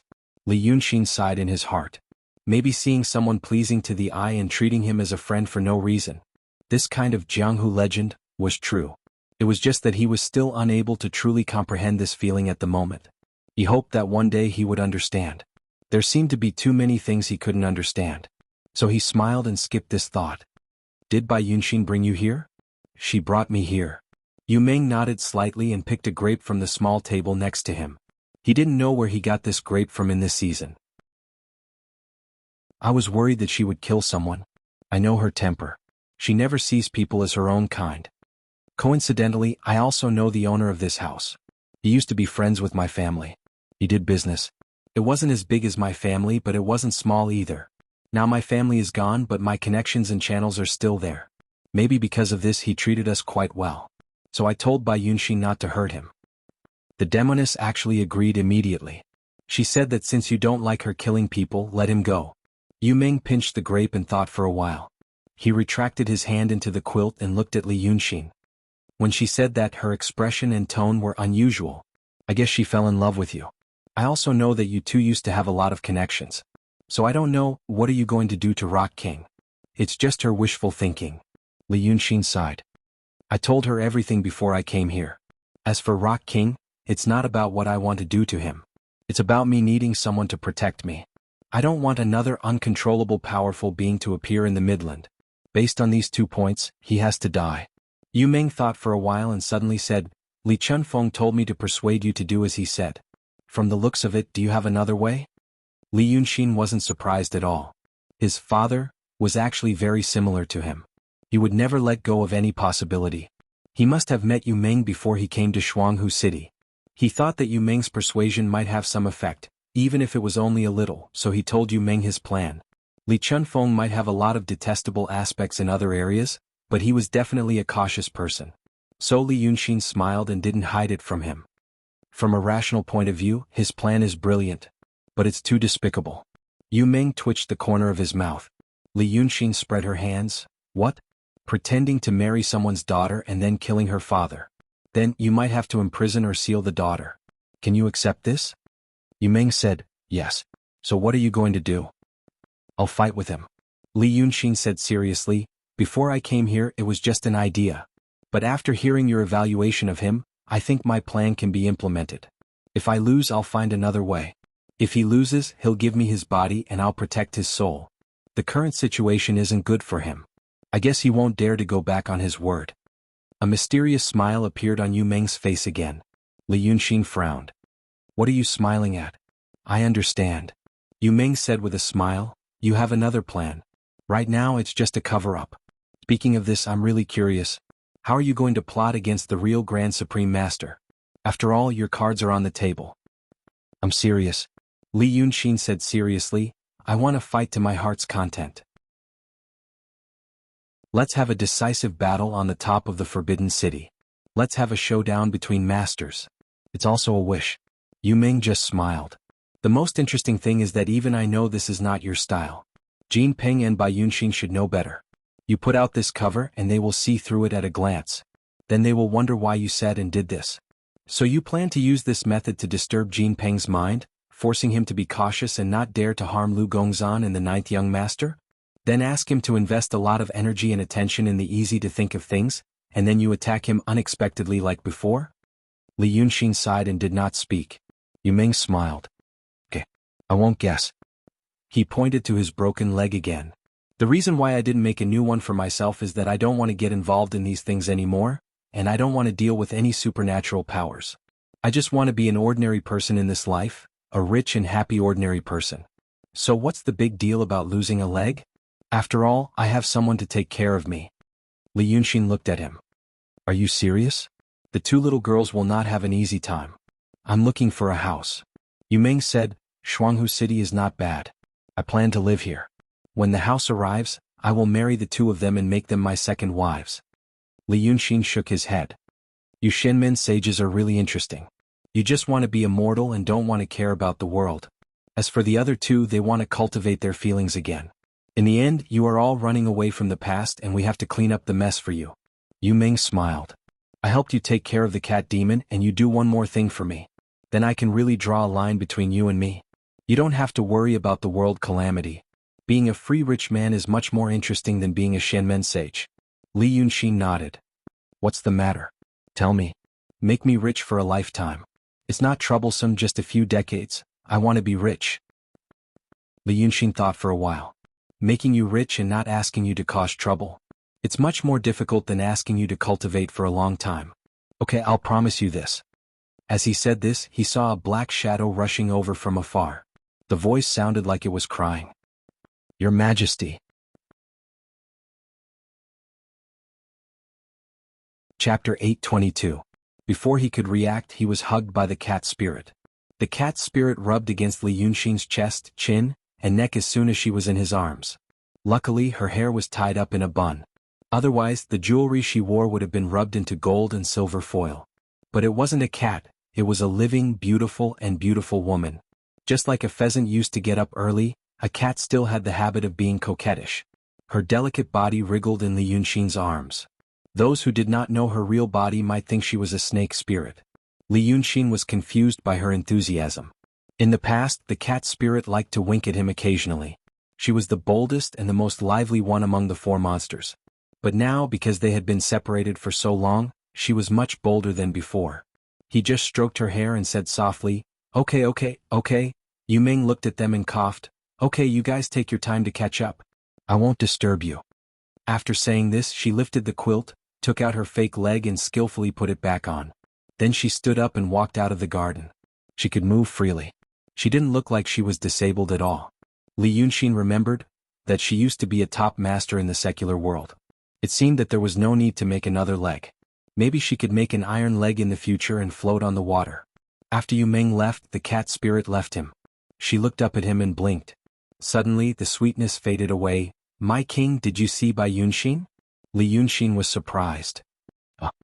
The cat spirit looked back. I was worried about him. Then she pulled Li Yunxin's hand and put her body on his arm. But I was really happy to see you. Li Yunxin smiled. You little vixen. You also know how to put on an act. What's wrong? Why are you worried about him?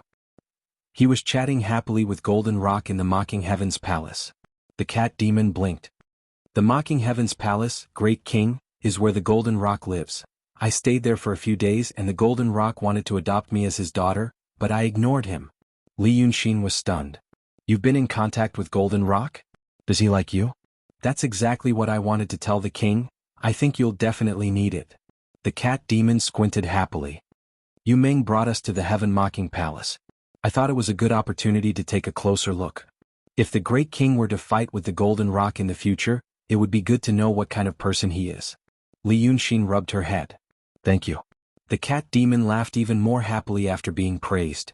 Your Majesty, you must not know that the golden rock is an old pervert. Li Yunxin was intrigued. What do you mean? These words had indeed piqued his interest. He had been surprised when he found out that Bai Yunxin's mother was the evil spirit. But now that he thought about it, it did not seem to be unacceptable. Although the evil spirit was born by Shinryu and the golden rock, it was not the kind of birth in the human world. Instead, the evil spirit was split from the spirit. Moreover, it was a demon, so it was normal that it did not care about human ethics. Therefore, it was not strange that the golden rock adopted the evil spirit and gave birth to Bai Yunxin. After all, there were many things in the human world that were more abnormal than this. But later on, he always announced that Bai Yunxin was his adopted daughter. Maybe it was because he still had some scruples about human relations. But before this, on the street, Bai Yunxin told him that the golden rock adopted the evil spirit because it looked like Qin Zhao. Qin Zhao created Shinryu for himself, so it was normal that she looked like him. Shinryu and the golden rock then created the evil spirit, so it was normal that the evil spirit looked like Shinryu. For Qin Zhao's plan to kill Shinryu, the golden rock was willing to cooperate with her and sealed himself for 1,000 years. If such a sacrifice could be explained by the fact that he loved Qin Zhao, it would make sense. But Li Yunxin frowned. What kind of person was Qin Zhao? He read the translucent jade scroll and felt that this person was quite normal. He had great love and could not stand injustice. According to his impression from the world he came from, this kind of person was probably a righteous and decent person. He did not want to criticize other people's private lives. After all, he often played with people's hearts and emotions. But the problem was that he only played with people's hearts and emotions. This art saint seemed to have gone a little overboard. To make the golden rock who had seen the world so loyal to him, Li Yunxin could not imagine how deep the relationship between the two was. After all, there was also the Lord Dongting, who knew whether the one he loved was Shinryu or Qin Zhao. There was also the Taoist Qingshui. There was also Shinmu. For the first time, he felt that the view of love of the spaceship civilization's astronauts was indeed a little strange. Seeing that he was interested in this matter, the cat demon was even happier. When she spoke, she was very lively, as if she was telling a story. My king, do you know that Bai Yunxin is not the golden rock's adopted daughter, but his biological daughter? She was born from the evil spirit who was pregnant with Baizhen. My God. The evil spirit is also the golden rock's daughter. He actually had a daughter with his daughter. Hearing this, Li Yunxin looked around. The snacks and fruits that Yu Meng had placed here when he was relaxing were still there. He walked 2 steps and sat on the chair that Yu Meng had been lying on. He grabbed a handful of sunflower seeds and said, Bai Yunxin said that it was because the golden rock loved the art saint, and the evil spirit looked like the art saint. That's why they loved each other. The cat demon did not spend as much time with Li Yunxin as the pheasant. Therefore she was not as familiar with Li Yunxin as the chicken demon. Ru Jin saw that Li Yunxin was listening to her for a long time, so she was very happy. She casually swept away all the food that she did not like from the small square table and sat down as well. Her beautiful golden eyes widened, and her pupils shrank into a line. My king, you don't know. How is this the reason? I stayed in the Temple of Mockery for more than 10 days. The golden rock liked me, so he allowed me to move around freely. I heard him tell the 3 female demons that I looked like Qin Zhao, and then he did that thing. She pointed at herself and said, he also said that my nose looked like Qin Zhao's. He nagged me about a lot of things, but I was too lazy to care about him. Then he said that he wanted to adopt me as his daughter, but I was too lazy to care about him.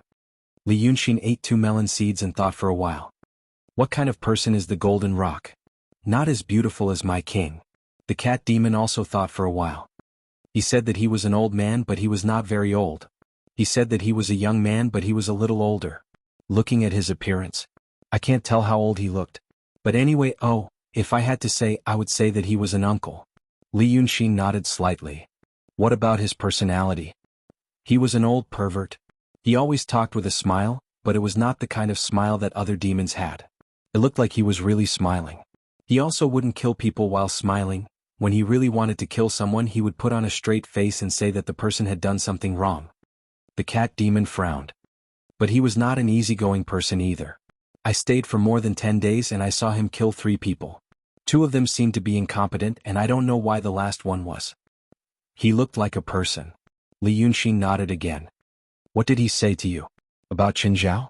When Yu Meng brought the cat demon to the heaven-mocking palace where the golden rock lived, he should have just arrived at the sea.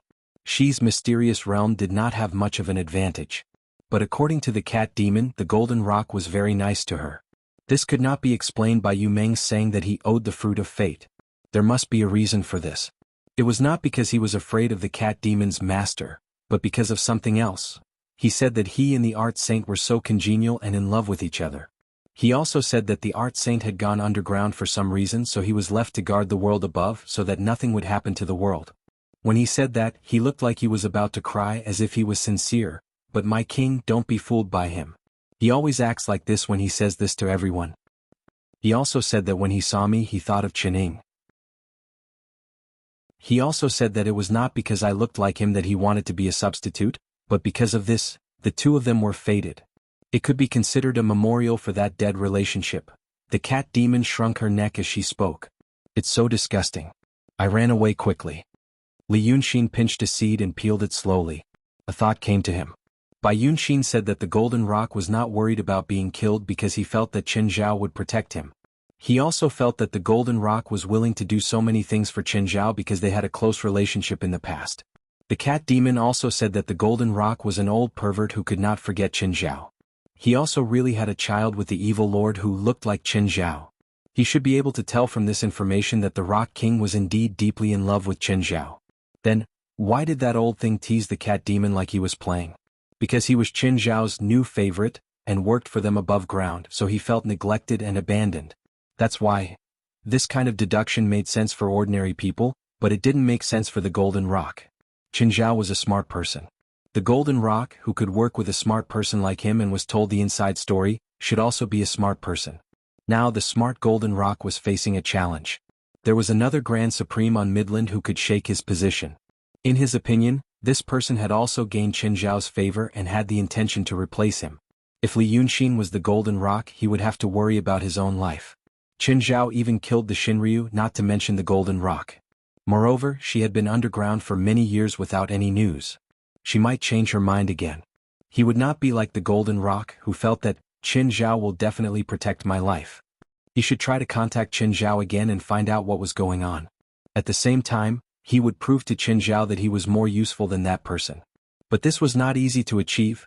Li Yunxin could stand out mainly because of his background. This kind of halo was something the Golden Rock could not learn. If this did not work, then he might as well be more thorough. He would kill all those who walked on the land and worked for the underground. Chen Zhao had no one to use, so he had to rely on him. At least the Golden Rock, who did not know more about the inside story, should think so. Then, whether it was his various behaviors or the information he had revealed to him through Bai Yunxin, they were all to make him feel that, because of Chen Zhao, he did not want to shed all pretense of cordiality with him, the new nobleman. Previously, he had sent the Lord of the Night and the Lord of the Clouds to the city of Wei to make him know that he was unwilling. Then he used these things to make Chen Zhao lower his guard and cover up his killing intent. When Li Yunxin thought of this, he sighed in his heart. He was busy saving the world, but he had to think about these things and play house with the Golden Rock. What a small world. As for Chen Zhao, he did not seem to be as smart as he thought. He had first created a Shinryu, but in the end he could not get rid of her. He could only rely on the Golden Rock to solve the problem. Now he had left the Grand Supreme Golden Rock, which was also a problem. Seeing that he did not say anything, the cat demon thought that he was listening attentively. Then he excitedly talked about the layout and decoration of the Heaven-Mocking Palace and so on. Then he talked about the interesting things he had seen, but he did not know if he added details. Finally he said, "So, I thought that the Golden Rock was very polite to you Meng. Maybe the two of them were scheming something. I pretended that I was not feeling well and could only tell you when I saw the king. King Bai Yunxin said that she wanted to marry you. I was afraid that she wanted to harm you." Li Yunxin only smiled. "You don't have to worry about her. There is no possibility." But in his heart he was thinking, if the Golden Rock really had the idea of killing all the people on the ground and forcing Chen Zhao to respect him again, what would he do? Chapter 823. He felt it was time to talk to Qining. At this moment, the cat demon rolled his eyes and played with the teacup on the table next to him with one finger. He played with the teacup on the table and spun it, then dropped it on the ground and broke it. Then he said, "My king, I saved Li Xinyu. She lives outside the city of Wei now. You can go back to the city of Wei to find Shanji. Sanhua is also there." Li Yunxin said, Shuanghu City may not be safe. You can go back to help Shanji if you leave earlier. Even if you don't like to work, it's good to have some fun. The cat demon sighed with disappointment. He fiddled with several things on the table and said, "My king, you are different from before." Li Yunxin smiled. For the better or for the worse? The cat demon stared at him carefully for a while, more like a human. I used to be a human. That's a good thing. Li Yunxin was silent for a while. She seemed to have thought of something before saying, "Let's go. I have to get down to business. If it goes well, I will see you in a month." After saying this, he disappeared from the courtyard. The next moment he reappeared in the restaurant where he talked with Li Chunfeng. He had left for less than an hour but it was still empty when he came back. Master D was not there. Only Li Chunfeng was sitting by the window with a cup of wine in his hand. He was not surprised to see him reappear in the hall. He just sighed, "I guess you told Bai Yunxin what we are going to do?" Li Yunxin walked to the window and put his hands on the railing. He looked at the street and said, "I didn't agree to it from the beginning. It's not what I am going to do. I told you everything." "To what extent?" "I told you that you wanted me to marry her just to make Golden Rock lower his guard so that you could kill him. Bai Yunxin has already left. She should have brought the message." Li Chunfeng drank up the wine in his cup, shook his head and poured himself another cup. "You should know that it will be a big variable. If you fight against him, no matter who wins or loses, all living beings in the Midland will suffer, all for your pleasure. Is this appropriate? That's why I want to talk to Qining. Listen to what she says. You should know how to contact her." Li Chunfeng was silent for a moment, then drank 3 more cups. Li Yunxin turned to look at him and found that his face was slightly red. From this, one could tell that he must have dispersed his supernatural power and experienced the state of being drunk or tipsy like a normal person. He would occasionally do such things himself. "When you were born, I already knew that you weren't an ordinary person." Li Chunfeng suddenly said something irrelevant. "Most of the time, you try to restrain your overly mature actions and thoughts, but there are also many times when you do show interest in this world like a newborn child. The longer I observe you, the more curious I am about what kind of person you were in the past. But even though I know you have a past, I often really treat you as a child. Many of the things I've said and done to you before weren't just an act. A lot of them were genuine. Now think about it. You should realize that apart from teaching you some cultivation methods, I didn't try to interfere with or guide your thoughts," Li Chunfeng said in a low voice. "First, it's because you're not a real child and your mind isn't a blank piece of paper. I taught you how to think but it's hard for you to accept it. Even if you accept it, there are still some other things hidden in your heart, which makes it even harder for me to know what you're thinking. Also, it's because I like your character. You're thoughtful and organized. You're the kind of person I want." Li Yunxin didn't interrupt him but just listened quietly. When Li Chunfeng said this he asked calmly, "Why are you telling me this now?" "Because this time after you came back to the Midland you did different things. You helped Li Xinyu and Shanji settle down. Then you looked at Yu Meng and that little cat spirit. Didn't you realize it? You're like a parent now, you're trying your best to think about the children." Li Chunfeng reached out his hand and touched the wine pot, as if he was considering whether he should drink another cup. But in the end, he pushed the pot away a little bit, and only put his hand on the table. "I wanted to do this kind of thing before. Shangguan Yu? When I met her in Cloud Mountain my eyes lit up. She should be the noblest person in the world. She's from this world. But she's pure, kind, and beautiful. She hasn't become like those lifeless cultivators. So I brought her out. I felt that experiencing some beautiful feelings in between the things I had to do would make the world a little more interesting. It wasn't a dark, uncertain world that might really be heading towards the end of the road. After that I went to Dingzhou with her and I really felt like the sea in the sky. I could finally free myself from the suffocating atmosphere of the Shenmen sect. My life was quite leisurely. But after that you were in her body. Do you know how I felt?" Li Chunfeng smiled. "I even thought about killing you. Because before you were born I was still thinking that maybe I could have a child in this world, and then I would really experience the feeling of being a human." Li Yunxin looked at him. "You've lived for so long but you've never had other children?" "I'm not a human. I've lived for a long time but I've learned. Over the years I've gradually learned. Otherwise we wouldn't have this relationship." Then, Li Yunxin thought for a moment. "Later you two faked your deaths and left because you made a decision in your heart?" "At that time, yes." Li Chunfeng shook his head slightly. "You gradually grew up." Your background and family allowed you to show a maturity that didn't match a child of that age, but at the same time, it didn't arouse suspicion. The child of two cultivators. No matter how smart he was, it wouldn't arouse suspicion. So, I also realized that the play of a kind father and filial son might not be able to continue soon. You didn't know anything about me when you were born, but I knew what you might be like. But as you slowly learned more and thought more with your mind, one day, you would realize that there was something wrong with me.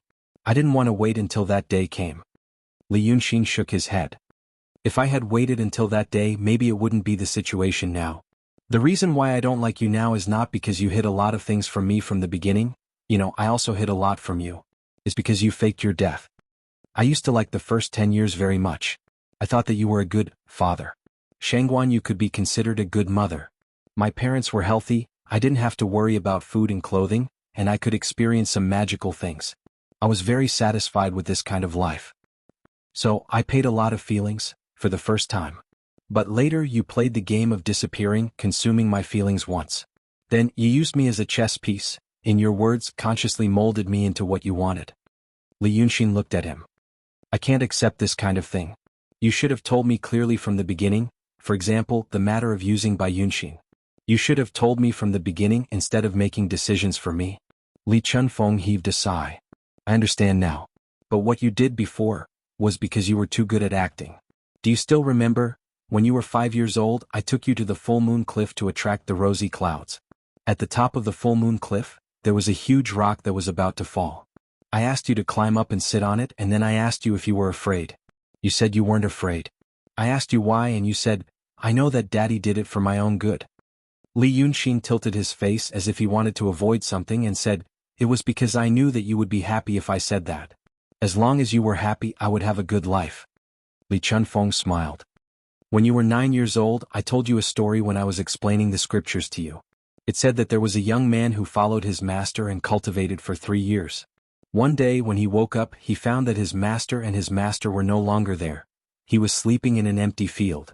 So, he trained alone in the world and suffered a lot. After many years, when he was on the verge of death, his master showed up again. He told him that he had tasted all the suffering in the world and could cultivate the great way.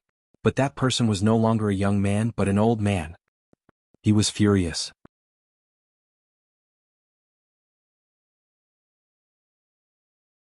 Chapter 824. Li Yunxin turned his face away. Holding the railing, he was silent for a while. He glanced at the pedestrians on the street and saw all kinds of mortals. There were masters and servants, friends, husband and wife, mother and daughter, father and son. Perhaps every family had a different way of interacting with each other. Some were happy while others were tormented. However, the ethics of the secular world and the various conditions necessary for survival still bound them together, forcing them to seek compromise and balance in various relationships. As Li Yunxin watched them come and go, she thought of another phrase, besieging a city. The people outside the siege wanted to walk in, and the people inside the siege wanted to walk out. This phrase was rarely used to describe blood relations. For mortals, they were already in the city from the day they were born. There was no such thing as walking in or not. Only someone with a special background like him would be in the same strange situation, outside the city. Actually, he really wanted to walk in, at least he had tried very hard in the past. He patted the railing lightly and turned his face away. It's not because of hatred. It's not because of willfulness.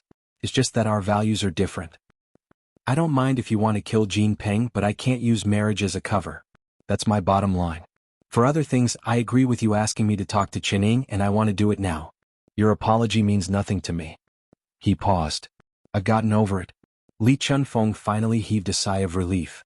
Okay. If you don't like that method, we can change it. I just don't want you to put yourself in danger. When you have a head-on conflict with Jean Peng, your safety is the most important thing. Your demonic power comes from the netherworld aura, so you don't have an advantage. Let's think of another way, to make sure nothing happens to you. About the past, it's good that you've gotten over it. I just don't want to make any more mistakes. To you and to others.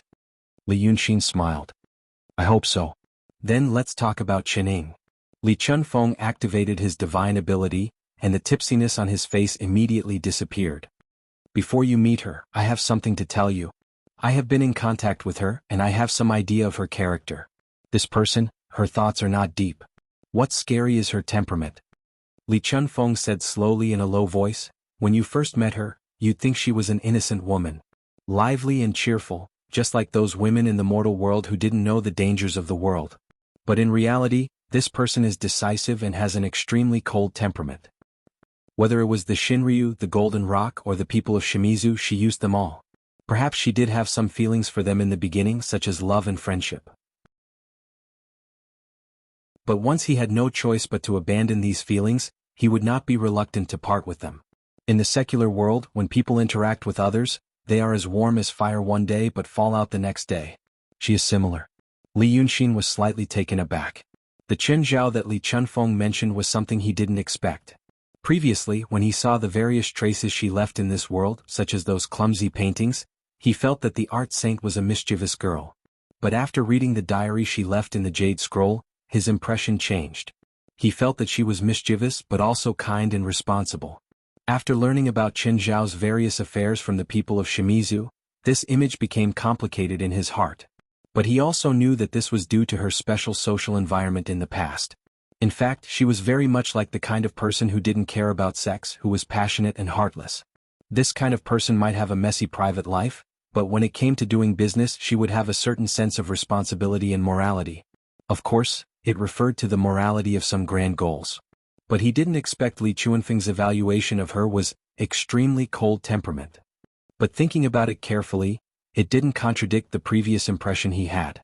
There were always two sides to a person's work, public and private. It wasn't uncommon to see people who were passionate, responsible, and moral when it came to official matters, but extremely cold and merciless when it came to personal matters. It could even be said that in his previous world, most people who held power were like this. They could cry, hold your hand and say that they couldn't bear to part with you and then tell you to die. He thought about it. You're saying that Chen Zhao might harm me? I'm just telling you to be careful of this. Li Chunfeng looked at him seriously. Everything we think about now, whether it's yours or mine, is from your point of view, to protect you and then save the world. But to her you're just someone else. If there's a way to get a better result, I guess she'll sacrifice you without hesitation, just like how she sacrificed Shinryu. I've deduced it a few times. Although I didn't think of a better way than what we've thought of, it's not impossible. She's also a smart person. Don't expose too much information in front of her, such as your personality and preferences. She'll hear about all these things, but when she really sees you she'll definitely think about it carefully. You have to keep your composure. Li Yunxin thought about it carefully for a while and said, your suggestion sounds reasonable. Li Chunfeng shook his head and smiled. Now that you're already the Grand Supreme, I don't have any other thoughts. I just want this world not to be destroyed like where I was. Then let's wait. Wait for what? In the past, when I contacted Chen Zhao, she would only reply after a few days, Li Chunfeng said. You have to stay in Shuanghu City for a few more days. I'll stay in this restaurant, but if there's any news I'll inform you immediately. Do you plan to? I'll stay with you, Meng. Li Yunxin thought for a moment. Forget it. I'm going to buy a house for him anyway, so I'll just buy a new one. Li Chunfeng immediately said, I'll do it. I've traveled the human world these years and met many people. The Freemasons and Minanju can use it too. It's very convenient. Do you like the house Yu Meng is living in now? Li Yunxin was stunned. The owner of the house is from the Freemasons? Minanju. If you like it, I want him to move out. I won't mistreat him financially. It should not be a difficult decision to make. Li Yunxin hesitated for a full 3 breaths before saying, okay. Then he jumped down the building and landed on the street. At that moment he used his magical powers. They saw him leap from the 3rd floor and land lightly on the ground like a falling leaf. They also saw his face, which was inhuman in beauty, and his clothes, which could not be described by the word expensive. But no one was surprised. It was as if he was just an ordinary passerby. At most, someone glanced at him, but a voice in his head quickly told him, it's not a big deal. Li Yunxin walked through the streets and alleys, disappearing from Li Chuanfeng's sight. He turned into another street and walked slowly with the pedestrians. Finally he saw a father and son and followed them. It was a thin, dark-skinned man in coarse clothes and his child, who was about 5 or 6 years old. When Li Yunxin was 5 or 6, he could already climb high cliffs with Li Chunfeng, but this child was as thin as a matchstick man. His big head was on a thin neck and he lacked curiosity about the people and things on the street. It wasn't the kind of lack of fear and timidity, but the kind of lifelessness that came from experiencing the torture of life and the hunger in the belly. Just walking and living was exhausting, so he didn't have the energy to be curious. In fact, many people in the world were like this. It seemed that even in this era, in this Shuanghu city, this father and son were not living very well. Li Yunxin was 5 or 6 steps behind them, so he could hear their conversation clearly. The man took the child's hand and whispered to him. What he said was, "When we go to your granduncle's house, call someone first. If you call someone, stay on the side and don't touch anything. If someone gives you food, don't eat it. If someone asks you if you're hungry, say you're not. When you ask your mother, you say that your mother is sick and that you want to borrow money for her to see a doctor or something like that." The child responded weakly. The man turned to look at him, then picked him up and walked away. But after walking for a while, his forehead was sweating. In this chilly spring season, Li Yunxin could see that his heart was beating very fast, and his arms were trembling slightly, as if he was carrying something heavy. In fact, the child was so skinny that he probably weighed less than 20 kilograms. It seemed that the man was also very weak and hungry. After walking for a few dozen steps, they turned again and entered an alley.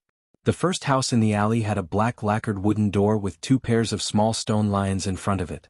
The house was not as big as the one Yu Meng lived in, but it still looked rich. If it was in the world he came from, this family would be living near the business circle of the first ring road. The man didn't put the child down but held him and knocked on the door.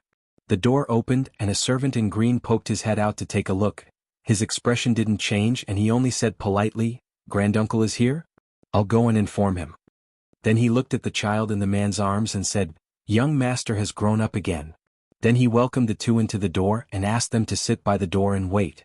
Li Yunxin followed them in. The man glanced at him and the servant also glanced at him. But they didn't say anything, as if he didn't exist, as if he was a stone or a piece of wood. While waiting, the man didn't put the child down. After about half an hour, the servant came back and said, "Master isn't here and madam can't see guests. Granduncle, if you have anything to say you can tell me. Master's back, I'll report back." But Li Yunxin knew that after the servant went to the back of the house, it was also very convenient for madam to see guests when master wasn't here. The original words of those two were, "Give them 3 taels of silver and send them away, it's annoying to see them." From the beginning to the end, even when waiting, the man's expression was wooden. It was completely different from when he ordered the child on the street. He just held his son tightly in his arms. Li Yunxin stared at him as if he wanted to see something from his face. Li Chunfeng also held him when he was a child. He couldn't remember that feeling clearly. But he didn't hate it at that time, nor did he like it. Because whether it was at that time or later, they weren't real father and child. It would be hard for an intellectual adult to feel held by another adult. But when the child grew up and thought about this moment, desperate to go to a relative's house with his father to borrow money for his mother's medical treatment, but he was left hanging in the gatehouse, and his father was worried that he would be tired, so he kept holding him. Would he really be touched and feel that this was rare fatherly love? This man was good to this child, and ordinary people were good to children, so he didn't care or have any ulterior motives. That should be pure love. After the servant said these words, the man panicked a little. So he said, Juan is sick again. I went to see a doctor before the new year, and he said he would gradually get better after the winter. Now the winter is over, but I still can't get up, so I want to get some medicine for Juan." Hearing this, the servant carefully asked about Juan's illness. After asking, he thought for a while and asked the child again. The child did as his father asked and stammered. Only then did the manservant feel around his chest. He took out an ingot of silver. He said, "I guess that Master Gu had some difficulties, so I talked to Sister Yu and got a tael of silver from her. When Master returns, I'll go and tell him." She handed the silver to the man. The man didn't think it was too little. He didn't know that the owner of the house had originally given him 3 taels of silver. He thanked him profusely and left with the child. Li Yunxin stared at the manservant for a while and narrowed his eyes. But in the end she did nothing but follow the man out. However, there was already a clone left in the gatehouse, following the green-clothed servant. The man carried the child out of the alley and put the child down. Holding his hand, she walked to the front of a bakery. He exchanged 1 tael of silver for 100 copper coins and spent 5 copper coins to buy 10 pancakes and a bowl of soup pancakes. He asked for an extra bowl and made 2 bowls of soup cakes. Squatting with the child outside the shop to eat. The child was full after eating half a bowl, and the man ate 3 more pancakes. Then he gave the remaining 7 pancakes to the child and told him to take them home. The child ran away with the pancakes in his arms. The man got up and burped. The dull expression on his face disappeared. He walked 2 more streets and turned into the victorious gambling square. In layman's terms, it was a casino. Li Yunxin stood in front of the casino and watched the people coming and going for a while. Those who walked past him felt an inexplicable chill. It was a chill like a bone-piercing north wind. The expressions of several Jianghu people in the casino changed. They touched their weapons, but they didn't know where they felt a murderous aura. But the murderous aura quickly disappeared. Li Yunxin's figure was no longer in front of the casino. The original body returned to the clone. He appeared next to the green-clothed servant. The original body and the clone felt different people and things at the same time, experienced different emotions, but could harmoniously adapt to each other and be digested. This feeling was very strange. Perhaps people who could draw a circle with their left hand and draw a square with their right hand could slightly experience a similar feeling. Just as the man left with the child, ate the pancakes, walked a few more streets and turned into the casino, the servant also did a few things. Then Li Yunxin walked out of the door and saw that the child had just returned. Holding 7 pieces of flatbread, he happily ran into the door and gave them to the woman. So the woman took the rest of the lamb and peeled 2 eggs for the child to eat. When the child was full, he ran into the courtyard to play. When the woman felt strength in her body, she also got out of the calm. She walked around, looked around, and began to tidy up the house and the courtyard. Li Yunxin sat on the low wall of the small courtyard and watched the child play. Slowly he frowned. He began to ask himself a question. Would the man who entered the gambling house feel guilty to this child one day, and confess to him out of conscience? Would a gambling addict who used a child to beg for money have a conscience? If he had a conscience, why would he do such a thing? And Li Chunfeng. Today, Li Chunfeng acted like a remorseful and compassionate father. Why would he do such things in the past? This was not like him. Chapter 825. He also realized something else. The servant, the woman, and the gambling addict were all in a relationship that was not pleasant but seemed impossible to get rid of. But he was a third party, so he could think of some practical solutions. That man was addicted to gambling and had no bottom line. In this day and age, it was impossible for him to have a meteoric rise and turn over a new leaf. Not to mention repenting and turning over a new leaf. If the woman followed him, she would only sink deeper and deeper and eventually die in poverty and disease. It was better to run. But in such an age, it was difficult for a woman to survive alone. She used to be a young lady, so she should not know how to do farm work. In fact, she could persuade the servant to run with her. That servant should be a typical affectionate but weak guy who lacked courage and responsibility. When the woman was about to be married away, he did not stand up for her. After a few years, he still cherished old feelings. Otherwise, he would not have risked his life to see this disgraced woman and cry bitterly. Such a person. If the woman was more resolute, whether it was coercion or begging, there was a high chance that he could be persuaded. Then the 2 of them would run to another town. Judging from the way the servant worked, he must have saved up some money and start a new life. If they did not seek wealth, it should not be difficult to live a comfortable life. From his point of view, from God's point of view, all of this was clear at a glance. But the people in it did not know. Their rational judgment was influenced by their emotions and experiences. The woman was afraid of the unknown world and did not know if the servant had the courage and did not know what to do with the child. The servant was familiar with the house, so he did things like a fish in water and was trusted. So they were content with this kind of life and afraid of change. Emotions affected their minds. Li Yunxin stood up and rose into the air so he could see the whole courtyard. A little higher and he could see the whole Shuanghu city. Higher, higher. He tried to see his past in full view. He tried to see, from the perspective of a third party, the entanglement between him and Li Chunfeng. Then he finally realized, something was wrong. Li Chunfeng, who had meticulously planned and tried to control the situation of the world, was a meticulous person. He should have known that he would never accept the idea of marrying Bai Yunxin and then killing Golden Rock after he let down his guard. He had plotted behind the scenes and done so many things, but now he said that he regretted destroying the relationship between the 2 of them. This kind of thing could happen to people with low EQ but strong work skills, but it shouldn't happen to Li Chunfeng.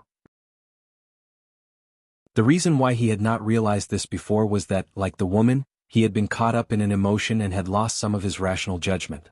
Indeed, it was difficult for a person like him to jump out and wake up from more than 10 years of past experiences.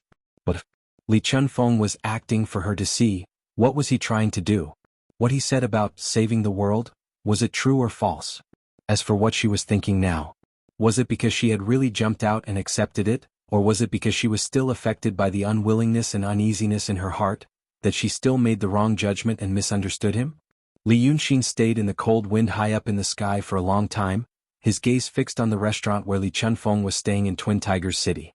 Surging killing intent surged around him, and even the fierce wind hurriedly retreated as if it was frightened. He slowly raised his hand and pointed at the building. Dark light gathered at his fingertips, and the surrounding air began to heat up. Just like that, a quarter of an hour passed. He put down his hand. "I'll give you a chance." He exhaled softly and said in a low voice, "I'll give you another chance."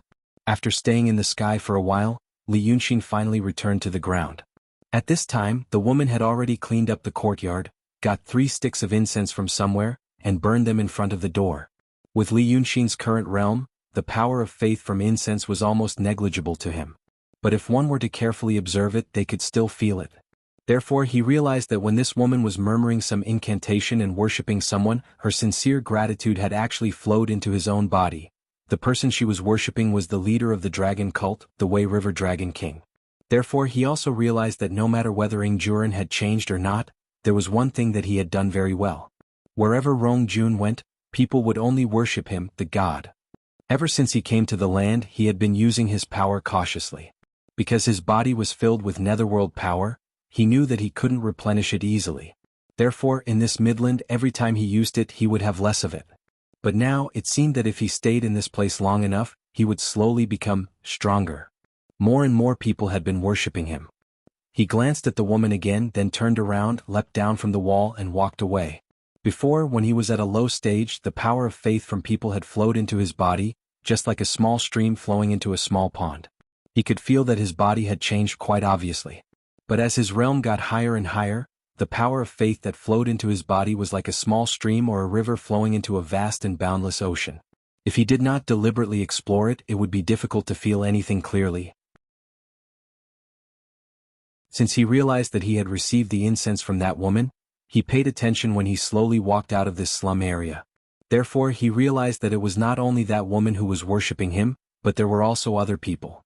But most of them were not happy emotions. Most of the worshippers were in annoyance, pain, and sadness.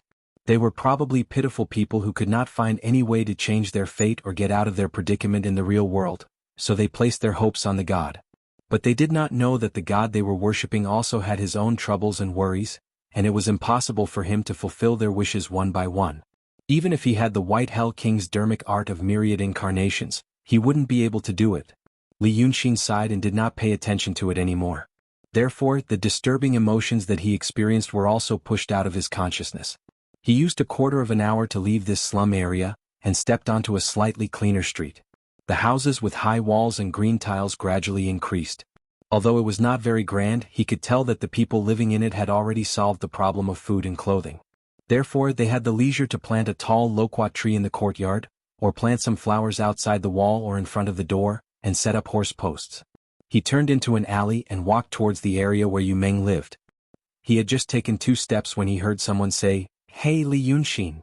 He was stunned and stopped. Someone could actually see him. He turned to look at the source of the voice, and found that it was an 8 or 9-year-old girl with her hair tied into 2 buns.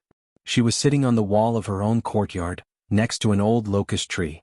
There were new buds on the branches, and from afar, it looked like it was covered by a thin layer of green smoke.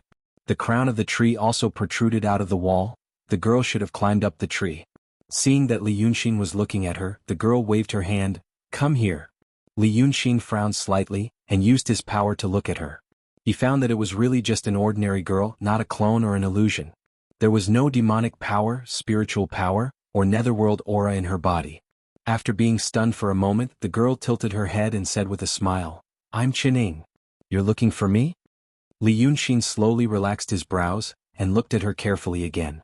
He walked to the wall and looked up at her. "This is the original?" The girl blinked and smiled again. "Sort of. My clone just reincarnated into her body. Just now." She climbed the tree in the wall and accidentally fell to her death. Qining pointed at the back of her head as she spoke. "That's why I reincarnated." The girl was relatively clean.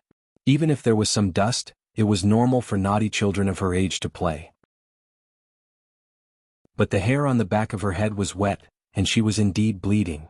Li Yunxin thought for a moment and said, "Why don't you talk like them?" The girl smiled slyly. "You mean cast a shadow like Shinmu? That way the other side will know what we're talking about. But I don't want others to know what I'm talking to you." She smiled again. "Now you believe that I'm Chening?" Li Yunxin reached into his sleeve and took out the jade slip. "So, the password?" The girl told him the password and looked at him with interest. "You're the same as what I heard from the other side. You're indeed cautious. Because there are too many strange things in this world." Li Yunxin exhaled softly. "Fine. What do you want to say to me? Are you afraid that others will know?" "I'm not afraid of what I'll say. I'm afraid of what you'll say. You read my diary in the jade slip. They don't know many things and I don't want them to hear." Li Yunxin hesitated for a moment. "You should come down. The family will see you." Chening jumped down. The wall was 2 meters tall. When she jumped down she lost her balance and almost fell. Li Yunxin instinctively helped her up, but he quickly retracted his hand. "Thank you." The girl patted the dirt off her clothes and shrunk her neck. The blood on the back of her head had already flowed into her collar. This seemed to make her very uncomfortable. Then she said, "I can stay here for a long time, before I turn into a zombie. So if you have anything to ask me, take your time. If you want to say it, take your time. I heard that you're an interesting person." She sat down against the wall without a care. She was like a real child who was tired of playing and came to rest without caring about the dirt on the ground. Li Yunxin looked at her. He put his left hand behind his back and took out his fan with his right. He opened it with a swish and stood still before saying, "Let me think. I have too many questions to ask you. For example, if you don't want others to know about your diary, why did you leave the jade slip here?" "It's fun," she said and stopped talking. She looked at Li Yunxin up and down. "Why are you so nervous?" The latter smiled. "How am I nervous?" "You're nervous." Li Yunxin smiled again. "You're wrong."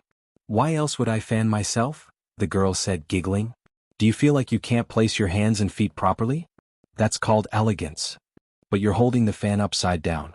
Li Yunxin immediately looked down and realized that there was nothing wrong with the fan. He sighed, put away his fan and squatted down beside the wall. "All right, let's go." "Fine, a little. But if you've been hearing about someone for a long time and they finally appear, it won't be very peaceful, right? Plus, we're talking about saving the world. You can think of it as me worrying about the fate of the world." "Ah, so you already know what Li Chunfeng wants to say." The girl thought for a moment. "What's his detailed plan? What's it like?" He didn't want to talk about it before. Li Yunxin spent a moment to organize his thoughts and then told her everything about Li Chunfeng's plan. As he spoke, he was also observing Qin Zhao's expression. But he couldn't see anything. Just like a real child, her expression was too natural. She frowned when she heard something she didn't understand, but felt relieved when she understood. Maybe she reincarnated into a new corpse, for this effect? When he finished, Chening said, "Golden Rock is indeed a problem. You and Li Chunfeng are right.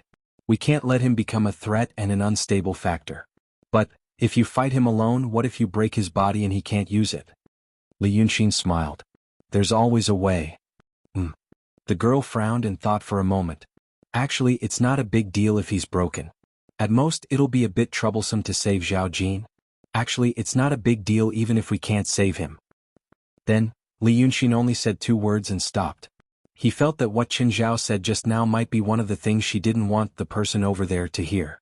From the diary and Qingshui's words, he knew that Qin Zhao seemed to like Shinmu a lot. But what surprised him even more was that she didn't hide it at all. This made him have a new understanding of her personality. The girl felt his gaze and looked at him. "Oh, I know what you're thinking. But if you like someone, you should fight for it. There are 2 female demons who like you, and you just rejected by Yunxin. Is it because you really don't like her or because you want to be faithful to Li Xianyu? Actually, it's not necessary. It's not strange to have multiple wives at this time.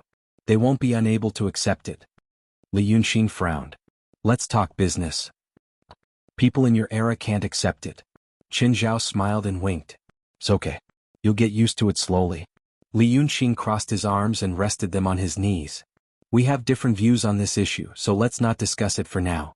What I want to ask is that Li Chunfeng said that using his method I'll have to pay a huge price. It'll bring corruption to my world. Is there something else that he didn't say? You know him very well." Chening smiled. "I asked Shinmu before I came. There are indeed some problems. But he didn't explain it clearly. Actually, it's like this, You know that the corruption happens in space and time. For example, your world doesn't have any myths, or those myths are really just made up by people. But when the corruption starts and other forces invade, those myths may become true. In layman's terms, the history of the world will be rewritten the moment you go back because you've led the corruption there. Of course, the effect shouldn't be too big in the beginning so you won't disappear. There's a limit to the rewriting. But the problem is that when you go back and return to your previous world, your memories and experiences will also be affected. So your thoughts will slowly become chaotic. Once you stay here for a long time, you might forget everything here.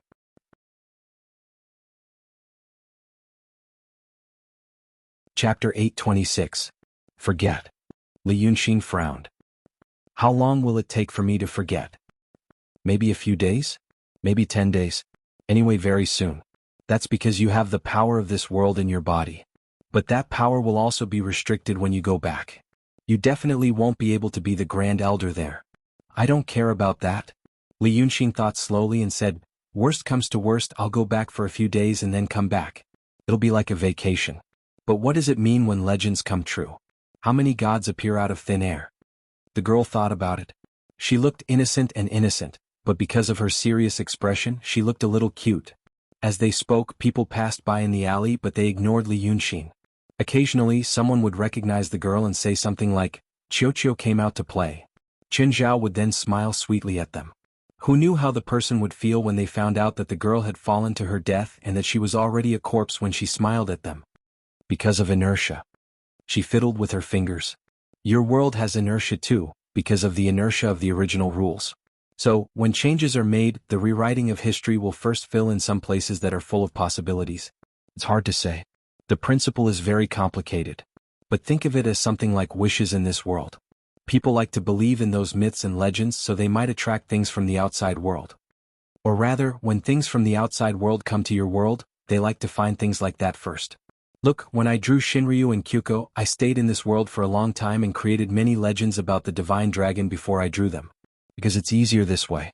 Li Yunxin felt that Qin Zhao's ability to express herself might not be as good as her ability in other areas.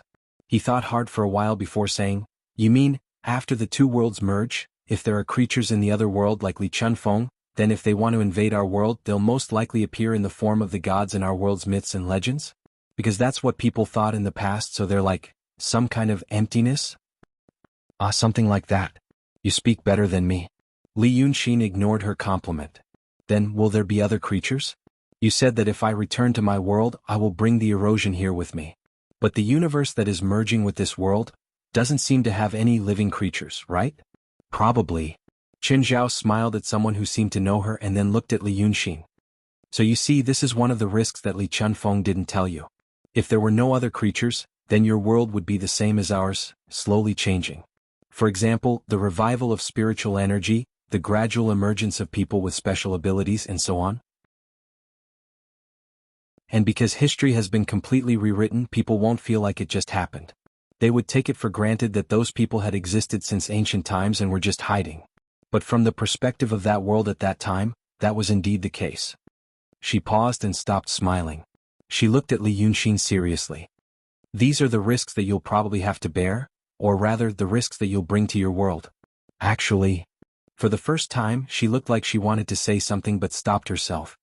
Actually, it's okay if you don't want to do it. Li Yunxin was stunned. Ha! People like us can rely on ourselves, Qin Zhao said. Li Zhen and my ancestors saved the world once. We're quite familiar with things like the end of the world. If we can't think of a good solution in the end, it's not a big deal if we all get destroyed with the world. After all, we tried our best. And I don't like those people. You should know after reading my diary. Li Yunxin realized that she was talking about the Celestials. But he didn't expect Qin Zhao's attitude. He thought that after working so hard for so many years, they would be like drowning people, desperately grasping at anything they could grab. He didn't expect her to say something like, it's not a big deal if we get destroyed. This was the second time he had a new understanding of her since they met. Is that what you think or what everyone on your side thinks? It's mine. The girl sighed softly like a little adult. They're hard to understand. You should be hard to understand too. But the people on my side, I mean the people from the place I came from, should all be able to understand. Actually, we're having a hard time. Think about it. So many people are floating in space, relying on those huge starships to maintain their lives. No matter how sturdy and technologically advanced they are, they're not as safe as a big planet. Encountering meteorite belts, collisions, malfunctions, wars. People can die easily in those kinds of environments. So we don't really care about life and death. I've seen a lot of destruction. After coming here, I feel that even though the world is at the end of its road, people's lives are wonderful. So death and destruction are not a big deal. If you don't want to bring risks to your world, it's not a big deal not to do it. Li Yunxin was silent for a long while. He couldn't remember how long it had been since he experienced this feeling or met someone like this, if what she was saying was her true thoughts. Ever since he came to this world, he saw people constantly fighting for things. Fighting for treasures, resources, and everything that could be beneficial to them. Every single one of them was crazily calculating and fighting for the greatest benefits for themselves. They were willing to stop at nothing. Even those mortals who didn't seem threatening, Li Yunxi knew that they were also fighting for each other. But he heard such carefree words from Chen Zhao. But he could also hear that it was a very passive carefreeness because he had seen too much destruction and death. He was tired. So he just wanted to do what he had to do as hard as he could, as if he was fulfilling a given responsibility. Then if he didn't get any good results, he would accept his fate. He didn't expect the art saint to be so depressed. He turned to look at her, thought for a moment and asked in a low voice, "You said war. What's going on? Will the people who left the solar system still have a civil war?" "It's not a civil war. It's a war with another civilization." When she said this, she saw the surprise on Li Yunxin's face. She smiled proudly. Her expression was like the weather in June, changing on a whim.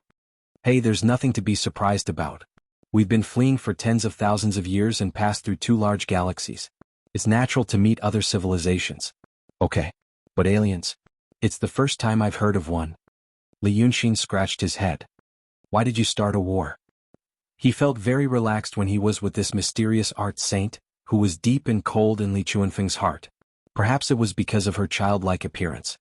At first it was because of resources. "I heard that before we left the Milky Way, resources were very scarce. Expanding the fleet, ensuring survival conditions, and developing technology all required resources.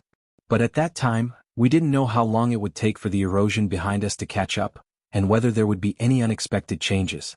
So everyone panicked, wanting to escape as far as possible and bring more things with them. You know, it's like a person going out for the first time. They worry about this and that, afraid that they won't be prepared enough.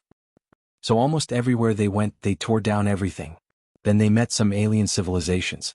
Of course they weren't happy. So they started a war with them and exterminated them all." Li Yunxin's eyes widened in surprise. "All of them? Haven't you met any powerful ones?" It's said that people were also surprised at that time. Later on, they said it was possible because the development of a civilization requires suitable conditions. For example, the age of the universe is more than 10 billion years old. In the past, people thought that countless civilizations must have been born in the past 10 billion years. But now, it's said that the environment suitable for the development of civilization has only recently appeared. So, whether it's humans or aliens, they belong to the first wave. We can be considered the top students of this first wave.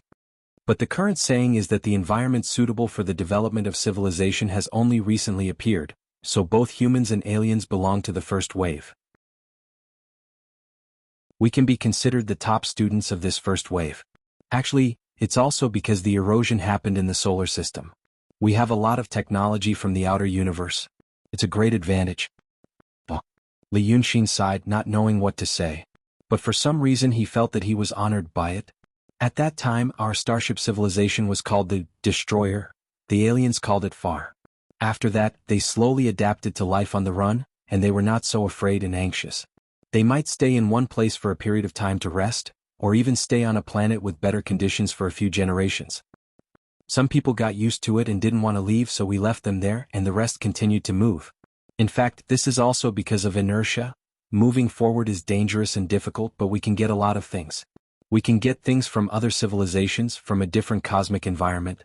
After that, after the Andromeda Nebula, resources aren't too big a problem. They become conditions, all kinds of conditions needed to develop new technology. Maybe an experiment or something could destroy one of the spiral arms or something. At that time, our people will actually become more civilized. After a period of reflection, we said that it was a crime to destroy so many civilizations, and for this reason, We even put many people who died long ago on trial. It's also a farce. But at that time, some civilizations were not willing to do things. They felt that if they changed the environment at their doorstep, they might start a war again. Li Yunxin remembered that Xie also said something similar. What restricted the development of civilization was no longer resources but conditions. So, if it's not necessary, we don't want to destroy other worlds. When I arrived, one of our resource supply fleets was enough to destroy a high-level civilization. Some people did this and were severely punished. That is called the civilization extinction crime. If because of this world, the erosion of your world, actually, in a sense, it is also considered a civilization extinction crime. But if the erosion really starts in your world, it will be at least a few 100 million years before your world is destroyed because of the erosion. So, the girl sighed. If you don't want to do this, I won't force you. Li Yunxin thought for a while. He felt that he understood something. In the past, Li Chunfeng wanted to use him and so did Priest Qing Shui. Priest Qing Shui was Qin Zhao's man, but Qin Zhao had never contacted him as if he didn't care about his existence. From the looks of it now, if what she said was true, it should be because of this idea of hers. She didn't really like Li Chunfeng's plan. She didn't really like being a channel to save this world at the cost of leading the calamity into another world. Even if the calamity really wanted to destroy something, it would take a long time. So he said, "You're here to persuade me not to do this? I'm just telling you that you have other choices." The girl giggled. "It's just my own idea. I can't make decisions for others." Shen Mu and Li Zhen didn't have the same experiences as me. They are very inclined to use Li Chunfeng's method to save the world. They called it a matter of urgency. I don't know what will happen to the billions of people in this world.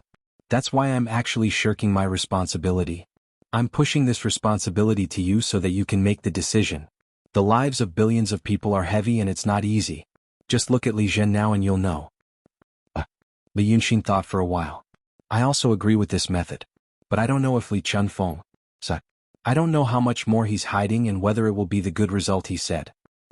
Qin Zhao thought for a while and squinted his big eyes. The sun was setting in the west and the alley was getting colder. Actually, you're already dead, right? She suddenly said something irrelevant. You were already dead when you took over the body in the city of Wei. Your current divine soul was condensed using my method later on. It has nothing to do with the previous one. It's new. You should know that your existence is like a channel that connects this world and your world. It's more like a pipe. Before, this pipe was made of wood. After you formed your spirit, the pipe became plastic. But it doesn't matter what it's made of. As long as it's still that pipe, it's still you. As long as it's still your original spirit, it's still you. It doesn't matter even if the pipe becomes thicker or something is attached to it. She didn't say anything else after saying this. Li Yunxin frowned. He didn't know why she suddenly said these things. Are you trying to tell me that I'm now a native of this world? Li Yunxin asked. That I should have some sense of identity with this world? Or is it because I've formed my spirit again that there will be some problems with the channel? Qin Zhao stared at him. After staring for a while, he didn't answer. Instead, he said, How do you plan to solve the matter with the golden rock? Li Yunxin blinked. He felt that there must be some deeper meaning to Qin Zhao's words just now, but he couldn't figure out what it was. She was the art saint. The art Dao that he used was created by Shen Mu and developed by her. Thicker, and something is attached to it. Was she saying that he could bring something from this world back to the other world? Using the art Dao? But what should he bring back? Did she mean, taking this world into the painting and bringing it back?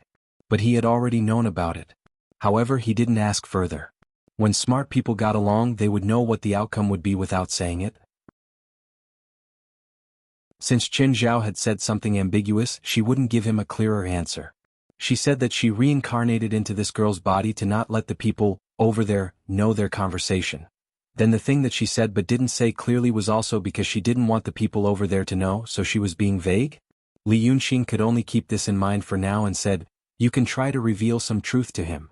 See if he's willing to let go of the things he has now.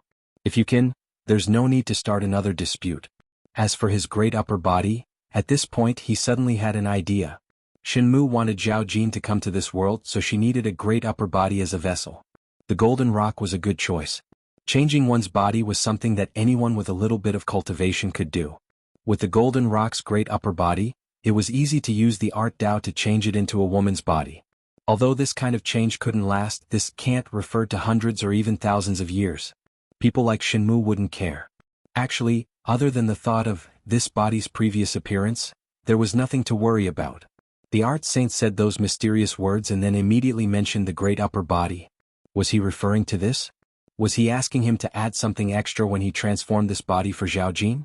For example, asking her to forget Shinmu or not love or care for him anymore. But, was this her style of doing things? For a moment he felt that his head was even more chaotic. Qin Zhao smiled. There's no need to ask. He won't. Saving Zhao Jin. So, if you want to save him, go ahead. This is also your choice. If you want to save this world, you have to appease Shinmu. You have to rely on him to send you back. Li Yunxin could only say, but you didn't seem to want Zhao Jin to come here before. Qining sighed. That's just my opinion. There are so many choices in this world. Not all of them are beneficial to you. I can't interfere with you guys. I can only wait to accept it. Li Yunxin realized that she was depressed again. Perhaps this was a unique temperament of people from her civilization. Negative and depressed emotions mixed with an extreme sense of responsibility, forming a strange harmony. If he really had to make an analogy, it was actually a little like the situation in his world. A young man worked hard in a big city. The competition was fierce and life wasn't easy. However, he had strong and specialized skills. Later, he couldn't resist his parents and returned to his small city. In terms of doing his job, he was very outstanding and responsible. But other than that, he lacked motivation and passion. He became depressed. Xiexing wasn't as depressed, but his spirit was similar to Chen Ying's when he first came to this world. The only difference between the two was probably due to the difference in character. But if one were to remove the differences brought about by the gender difference, it seemed to be similar.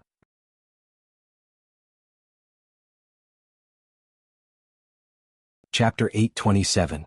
Then I'll do what I want. Li Yunxin stood up slowly. The alley became even darker and windy. Qin Zhao stared at him. The two heard the family call, Qiuqiu, from behind the high wall. The girl sighed. I'm going to turn into a zombie. I should go back. What else do you want to say? Li Yunxin thought for a moment. Nice to see you. Qin Zhao forced a smile. Okay. Goodbye. Goodbye. The girl's eyes suddenly lost their light and her body froze. Li Yunxin bent down and pulled the corner of her lips, wiping away the smile on the corpse. Then he closed her eyes. He quickly walked out of the alley. Finally, he had time to think about what Qin Zhao's vague words meant. As he pondered this in his heart, he walked to the main street. He saw a group of soldiers jogging toward the other end of the street. They were armed with swords and spears. Something seemed to have happened. He didn't have to get close to see like mortals. He just needed to scan with his spiritual power. It seemed like someone had died in a tea house. The body was lying on the ground. Someone had slit the neck. Before dying, the person had struggled for a while and written the word Gong Qi on the ground with his own blood. He hadn't finished writing the second word. Normal people didn't know what it meant, but Li Yunxin was familiar with it. Was it the Freemasons? But hadn't Li Chunfeng already taken them in? Frowning, Qin Zhao scanned the wider area with his spiritual power. Instantly he found 3 more bodies. They hadn't been discovered yet. What was Li Chunfeng doing? Qin Zhao didn't walk anymore. With a flash, he appeared in the restaurant Li Chunfeng was staying in. Previously he'd only booked the 3rd floor. Now he'd booked the entire floor. When he appeared in the hall, he saw Li Chunfeng sitting by the window. There were a few other people in the hall. They froze when they saw him.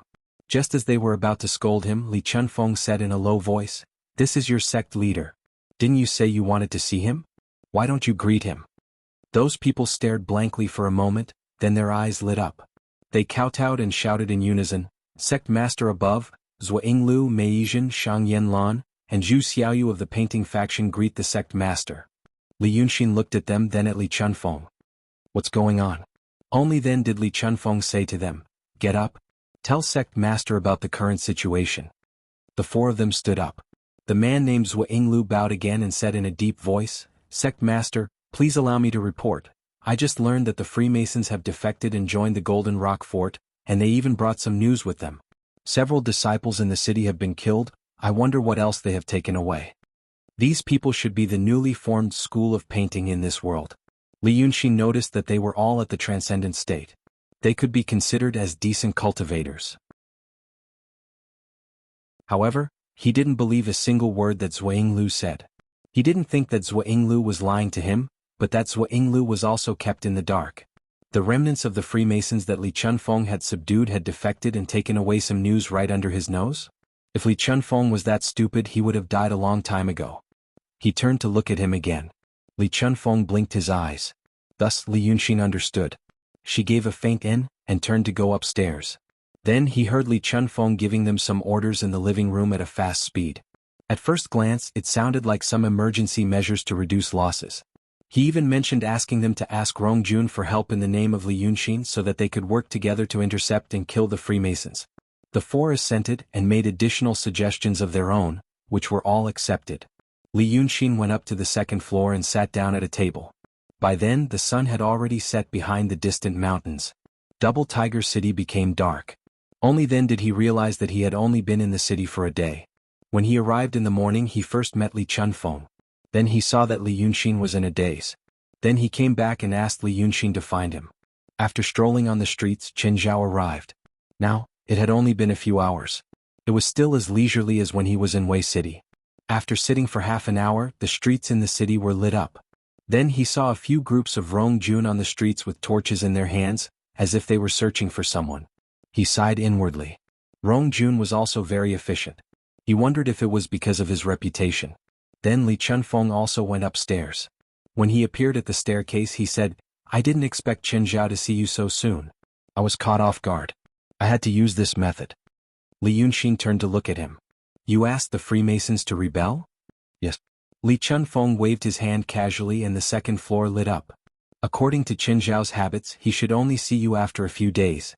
I have some plans that I need to implement in those few days. But I saw you just now, right? If Jin Ping finds out about this, he'll probably do something desperate. That's why I had to do this." Normal people would be confused by these words, but Li Yunxin understood. If he was Jin Peng, he would definitely be proud of himself after becoming a Grand Supreme Expert and helping Chen Zhao greatly. He would feel that he was on Chen Zhao's side. Even if he wasn't, he should be friends. If he knew that Chen Ying came to see Li Yunxin but not him, he would definitely think that he had been abandoned. Such an ambitious person wouldn't just wait for death. He would fight like a cornered beast. Chen Ying coming to see him was a secret, but if he were Li Chunfeng, he wouldn't take the risk either. Who knew if the Grand Supreme Rock King had some unexpected tricks up his sleeve? The two of them had always been cautious and prudent when it came to making preparations. They would only be frighteningly bold when it was time to fight with their lives. Li Yunxin thought for a moment. "So you did this because I asked the Freemasons to betray me and go to Jin Peng. The reason is very reasonable. Elder Yunshan abandoned them in the past. Now that he found out that I'm working with him, he left." Li Chunfeng walked to the table and sat down. "Also, I asked them to bring a message. They said that they know I'm planning to use Yunshan to plot against him." "Then didn't you send out the secret of your trump card?" "I made some minor adjustments to the plan." Li Chunfeng smiled. "Since you don't like to plot against him through by Yunshin, I thought I'd do it your way.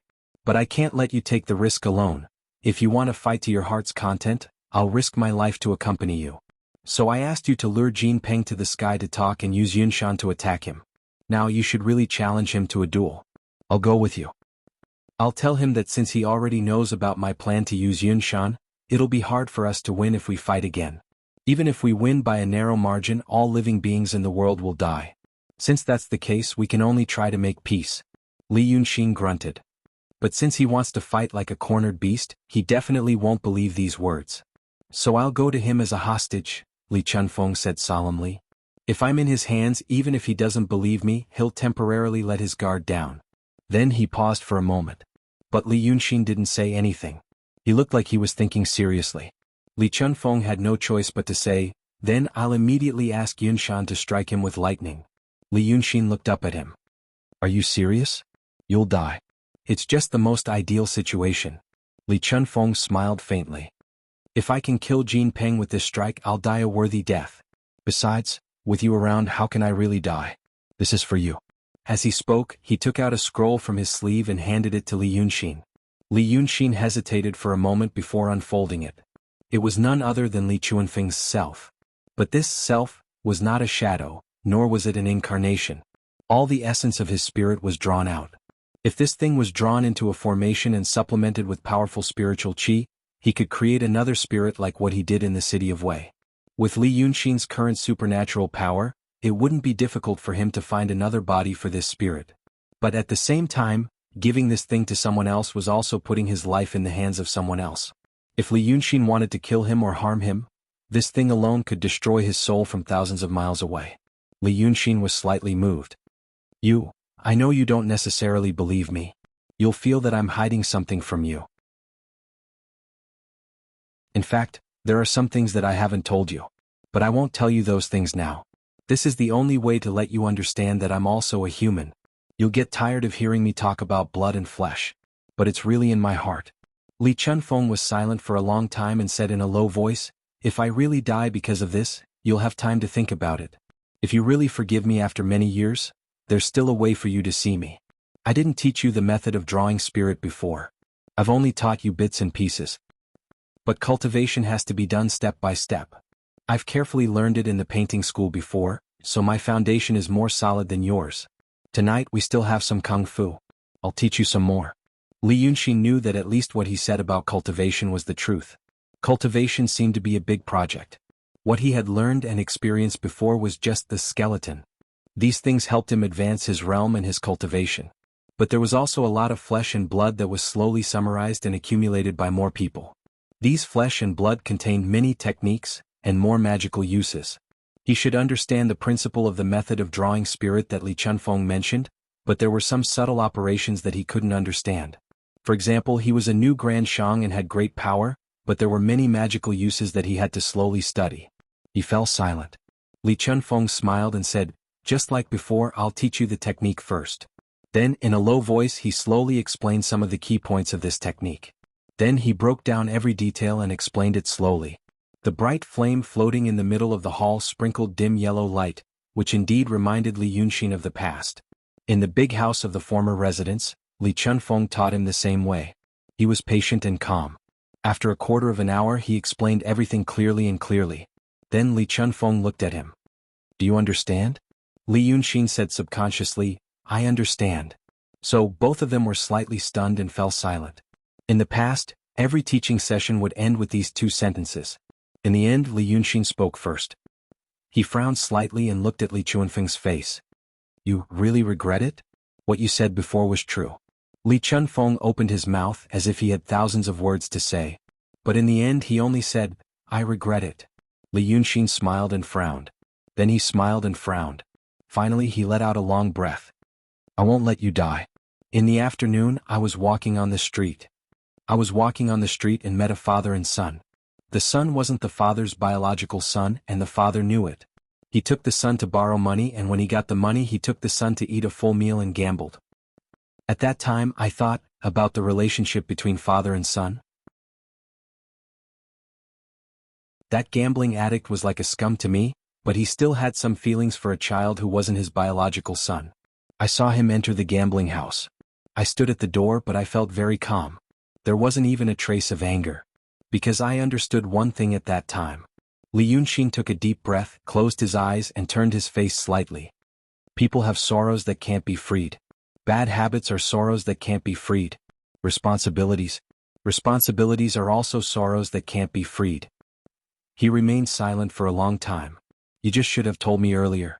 Li Chunfeng's eyes instantly turned red. "I really regret it." Li Yunxin smiled. "Never mind. Let's not talk about this. If you were killed by Cloud Mountain's thunder, I would definitely save you. But what if you weren't? If Golden Rock dodged that strike, what would happen next?" Li Chunfeng laughed out loud, then wiped his face with his hand again. As if he had finally been forgiven by Li Yunxin, he finally looked happy, not as serious as before. "All right. Then let's get down to business." It was reasonable for him to be able to dodge that attack. "Then let's use this move. Do you still have the scroll I gave you?" He was referring to the scroll he gave to Li Yunxin the first time they met, the scroll drawn by him and the painters of the painting school. Li Yunxin took out the scroll. Li Chunfeng pointed at it and said, "Merge this scroll with the scroll I gave you before. Then the entire Midland will be in your hands. With your current power, you can do what the mother and child played on Cloud Mountain did, temporarily bring all natural powers in Midland into the scroll. Back then Golden Rock dodged a fatal strike and you immediately used this move. The natural powers around him would be cut off instantly, and his own power would be stagnated. You should have experienced that when you fought against the Lord of Tao under Cloud Mountain. Li Yunxin remembered that as well. Back then he was at a low level. It was priest Qing Shui who pointed at him from afar, cut off the natural powers around him and nearly killed him. It wasn't a happy past, but he didn't dwell on it.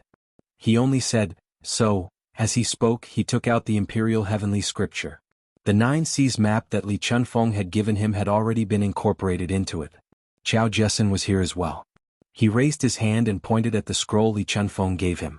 That scroll immediately transformed into a clear stream of light and merged into the scroll. As a result, the scroll shone brightly, illuminating Li Chunfeng's face with a different kind of expression. By then you don't need to worry about me. You have a great helper and I know he was badly injured in the ocean. At that time, the spiritual energy gathered in the map would be able to restore him to his original state. You two attack him at the same time while he's weak. There's no reason you can't win. But, don't use this method in advance. Otherwise, Golden Rock will sense the change of natural powers. Let that great saint suffer for a while.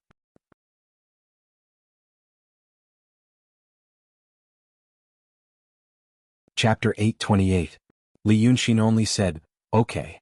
Li Chunfeng sighed softly. He seemed to be filled with emotions because of his current attitude. But no matter how many words he wanted to say, they only turned into a few sentences. As long as we are united, there is nothing in this world that we can't solve. Li Yunxin smiled. That's for the best. He turned to look at the round table in front of him and hesitated for a while. Since you've booked this place, is the chef still here? Li Chunfeng was stunned. Then he said repeatedly, yes, he's here. What do you want to eat? I'll ask them to bring it over. So after a quarter of an hour, the dishes were served. The two of them ate and drank slowly in the hall, discussing the finer details of the plan they had come up with so that they might consider it more fully. If anyone saw them, they would think that the two of them had a harmonious relationship and there was no ill will between them. If they were said to be father and son, probably no one would think that it was out of the ordinary. The atmosphere in the hall was peaceful and calm as the battle was about to begin. It was even a little warm. Li Yunxin didn't leave until the second night watch period, when all the people in Shuanghu City had gone to bed and the streets were deserted. Li Chunfeng watched him from the window on the second floor. He saw him waving his sleeves and walking in the middle of the street, seemingly happy. He waited until he turned into an alley and disappeared before he let out a sigh of relief. Then he turned around and stared at the table of food and wine in the hall for a while, then walked downstairs. There was no one in the hall on the first floor, but there was some movement in the kitchen. Li Chunfeng lifted the curtain and walked in. He saw the head chef, and a waiter chatting around the chopping board. There were 3 cold dishes on the table.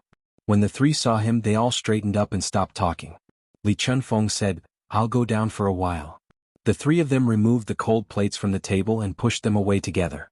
The chopping board was moved away, revealing a secret passage below. Li Chunfeng walked in but stopped 3 steps down and asked, where are the people from the society now? The head chef said, in another 3 days they might reach the territory of the Golden Rock. If his people come to pick them up, it might be faster. Li Chunfeng nodded and walked down. He walked down the stairs. After about 40 steps, the light at the entrance above their heads had already become extremely dim. However, the inside of the passage was not dark. Some of the talismans emitted a glow that illuminated the path like torches. After walking a dozen steps along the flat ground, the view in front of him suddenly became clear. It was a rotunda. It should be as big as the main hall of this restaurant. But instead of tables and chairs, there were cocoon-like objects that were as tall as a person. They stood up and leaned against the wall in a circle. There were about 30 of them. The outer shell of the cocoon was translucent, and 3 of them had faint, human-like shadows. It looked like smoke, but it was solidified. Cultivators should be able to tell that it was a soul. In the past, the soul in the cocoon would have been refined and transformed into the wandering soul that Li Yunxin had encountered in the city of Wei. But now this project should have stopped halfway through. They stayed in the cocoon like insects in amber. In the middle of the hall was a column that reached to the roof. Its surface was smooth like a huge piece of jade. Li Chunfeng walked to the column and reached out to touch it a few times. The column woke up and emitted a faint white light. Then 2 windows popped out. Li Chunfeng tapped on one of the windows.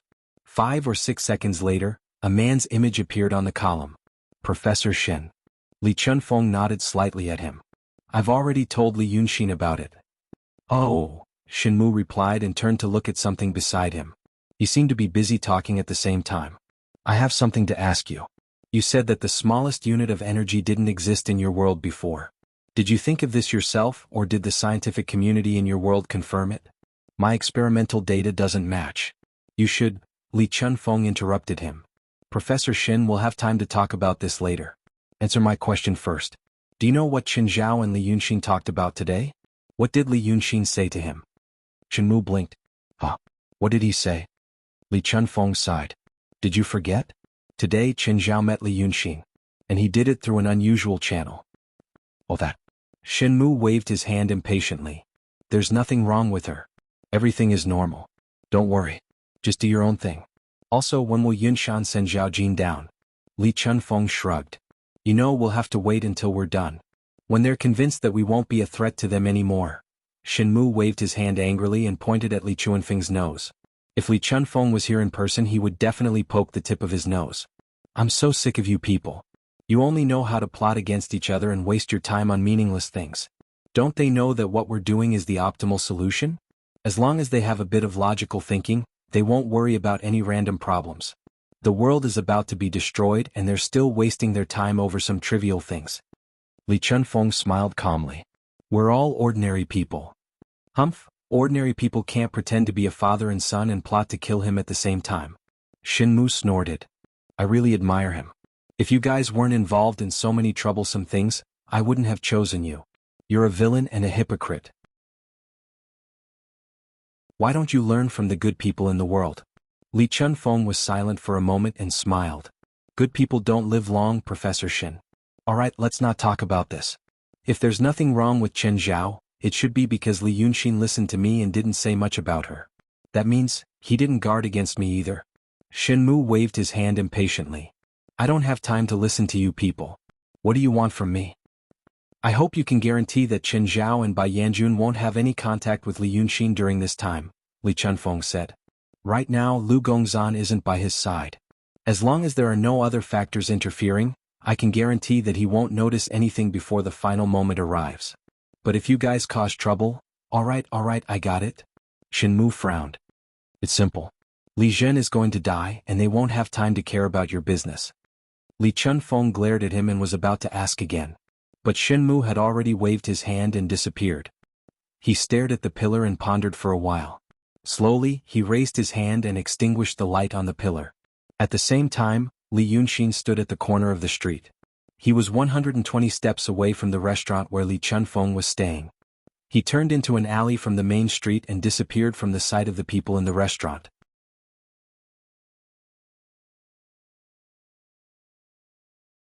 Chapter 829. If a Grand Supreme Expert wanted to, they could almost see through everything around them. However, this kind of thing required some effort and Li Yunxin didn't do it often.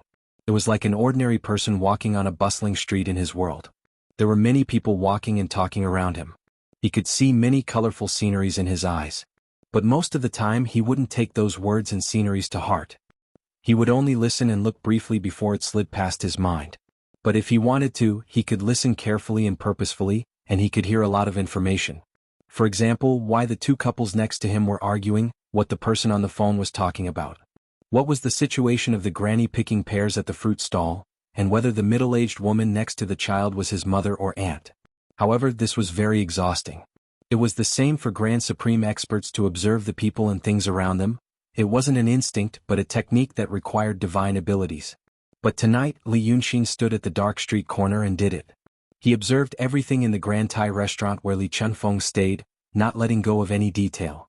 Then he discovered something strange. He first clearly heard the sound of Li Chunfeng's footsteps.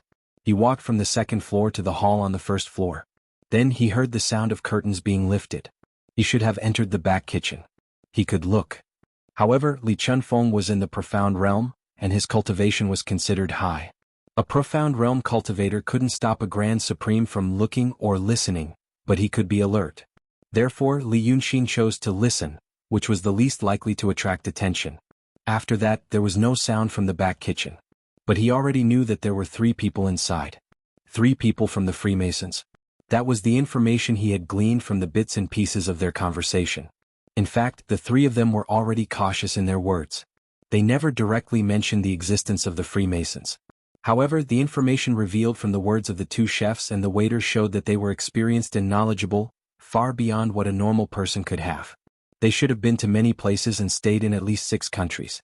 And from some of their words, there was also disdain for the people of the painting school.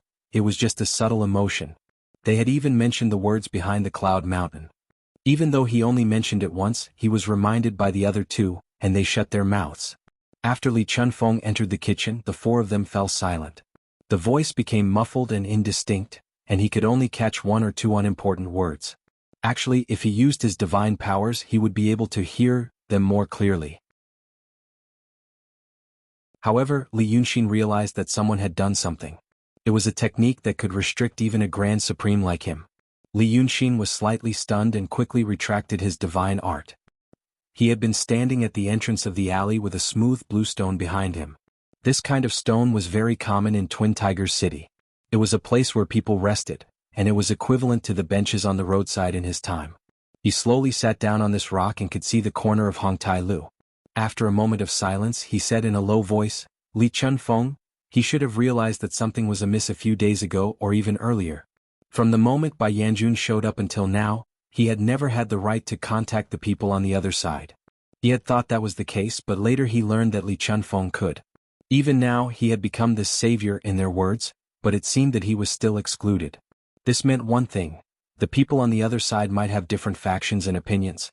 Because no matter what they wanted to do, if they were unified, they wouldn't have to use this method to prevent him from getting more information. Was the one who disagreed with them Qining? Li Yunxin sat alone in the night for a quarter of an hour. He carefully thought about what Li Chunfeng had said to him, what Bai Yanjun, Shinmu and even Qin Zhao had said to him. He gradually realized that he had to fight against himself first. There was a lingering ghost in his mind. This ghost was born from the feelings he had cultivated with Li Chunfeng for more than a decade. This feeling was rotten and stinky. It was deformed and terrifying when it was born. He and Li Chunfeng had created it together. But he didn't realize it at the time. He could even smell something sweet from the stinky smell. It was this smell that blinded his eyes and numbed his rationality. In his own words, this was an emotional hint that lasted for more than a decade. The inertia created by this hint lasted until now. At least it lasted until half an hour ago. His rationality was affected by his emotions, and he lost his vigilance when facing Li Chunfeng. Even if he hated and complained, he couldn't help but find a reason or excuse for that person. This was because of the limitations of his body in this world. He understood many things, but he had to bear the negative effects of those things. But now, Li Yunxin felt that he understood what Qin Zhao had said in the afternoon. At the same time, he started to think about another question. What was Li Chunfeng's cultivation level? He didn't continue listening because he felt the restriction. But the restriction didn't seem to be from a spell, but some kind of pure power. It was like a person with profound cultivation could hide his aura so that others couldn't see through him. Judging a person's cultivation level through aura was something that could only be roughly estimated. This kind of thing was very similar to the way people in his world judged a person's wealth and social class through their temperament, speech, and behavior. People who were sophisticated and experienced were like high-level cultivators in this world. They could easily see the true nature of a person who didn't know how to hide or only knew how to hide. When cultivators occasionally released their spiritual energy, it was like people in his world showing off their savings and real estate. It was obvious at a glance. More often, they hid their spiritual energy as if they were following the rules and wouldn't deliberately show off. But they could also see how their aura was when they spoke, whether their spiritual energy flowed smoothly, or whether their physical strength was strong. Judging Li Chunfeng by these standards, he was in the profound realm. It was like two people with similar wealth, vision, and knowledge. It was easy to see through each other. But the method just now was probably beyond Li Chunfeng's ability. Another example would be Li Yunxin, a billionaire, trying to acquire a company owned by Li Chunfeng that was only valued at a few billion through the use of tens of billions of funds. But soon he found that the capital that the small company could mobilize was no less than his. So he immediately withdrew his antennae. What realm was Li Chunfeng in? He already knew how the Grand Elder came to be. The so-called Venerable One itself was a passage that connected two worlds. When one cultivated to a certain level, the chaotic energy would connect the two worlds so the channel would be full and become a Grand Elder. The other Grand Elders in this world were connected to the chaos world outside the celestial sphere. In terms of strength, they were slightly inferior to him. Strictly speaking, they could even be classified as fake grand elders before he appeared. That was why he said he would fight the Golden Rock. He wasn't a brainless boor.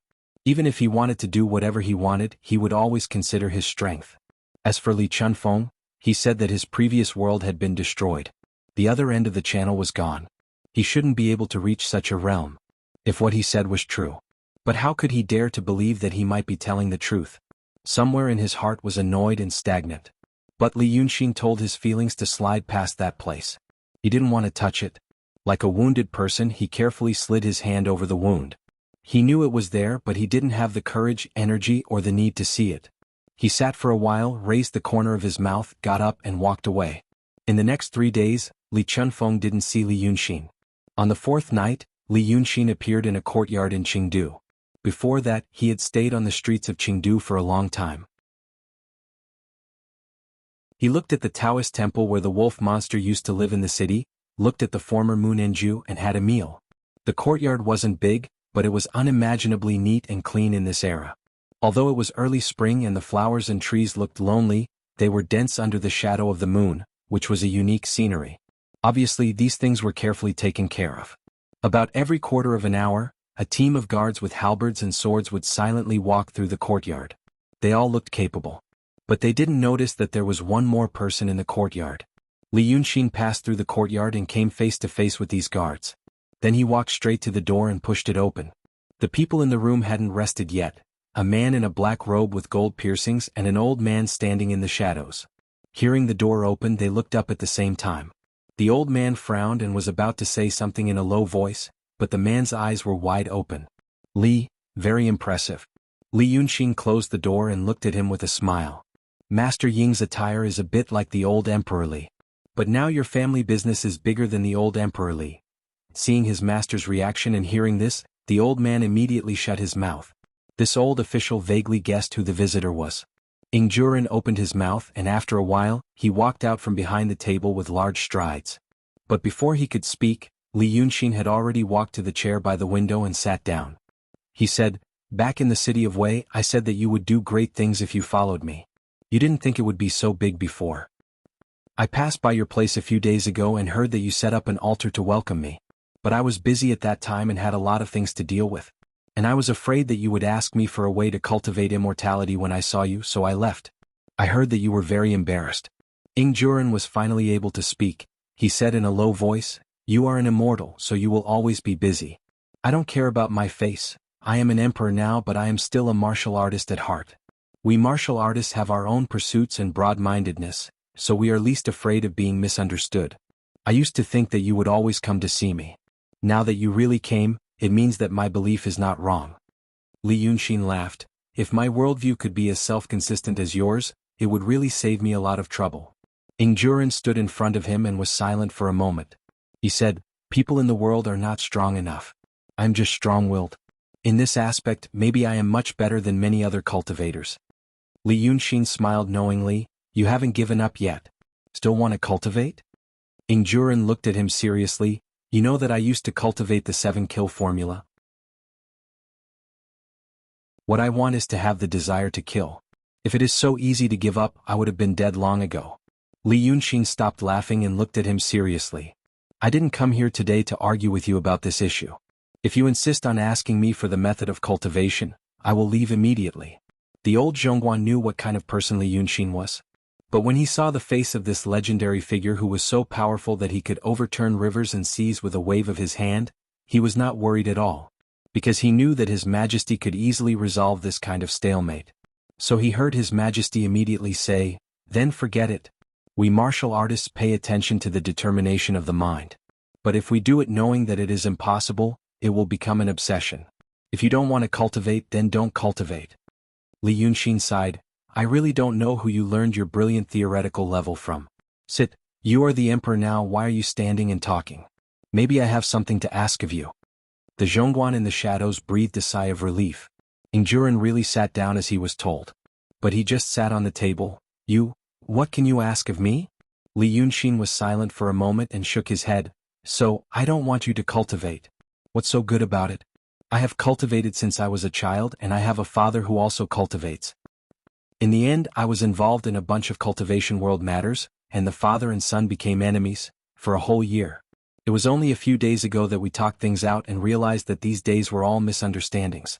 He has his difficulties and I also have my difficulties. When our difficulties are added together, it becomes a knot in our hearts. Only then did I understand. Living is actually to follow one's heart. In the past he did a lot for me and for the world, but I resented him for it. Until a few days ago I didn't say a word to him. But in fact I really want to say it, but I can't. Ingjuren's eyes were a little blank. After Li Yunxin sighed with emotion, he paused for a while and then said, "This? Why are you telling me this?" Li Yunxin seemed to wake up from a dream. He coughed and looked at the old Zhongguan sternly. "Why don't you let me have a good talk with your majesty?" Ingjuren immediately said, "Leave, leave." The Zhongguan hurriedly excused himself and trotted out of the door. After taking him away for a while, Li Yunxin waved his hand. Thus, the door and windows shone with a misty light, but it quickly disappeared. He looked at Ingjuren and said, "Now let's talk business. I have a favor to ask of you. It's very important and no mistakes are allowed. If you do it to my satisfaction, I'll let you live for another 100 years. If you mess it up, you won't be able to be the emperor anymore. Now think carefully, do you want to hear it or not?" You're tuning in to the Han Li's Wuxia Adventures YouTube channel. We're so grateful for your support and don't forget to subscribe to join us on this incredible journey through captivating stories. Your generosity through donations truly makes a world of difference, as it's the primary source of revenue that allows me to expand and enhance this channel for you. Thank you from the bottom of my heart for being a part of this adventure.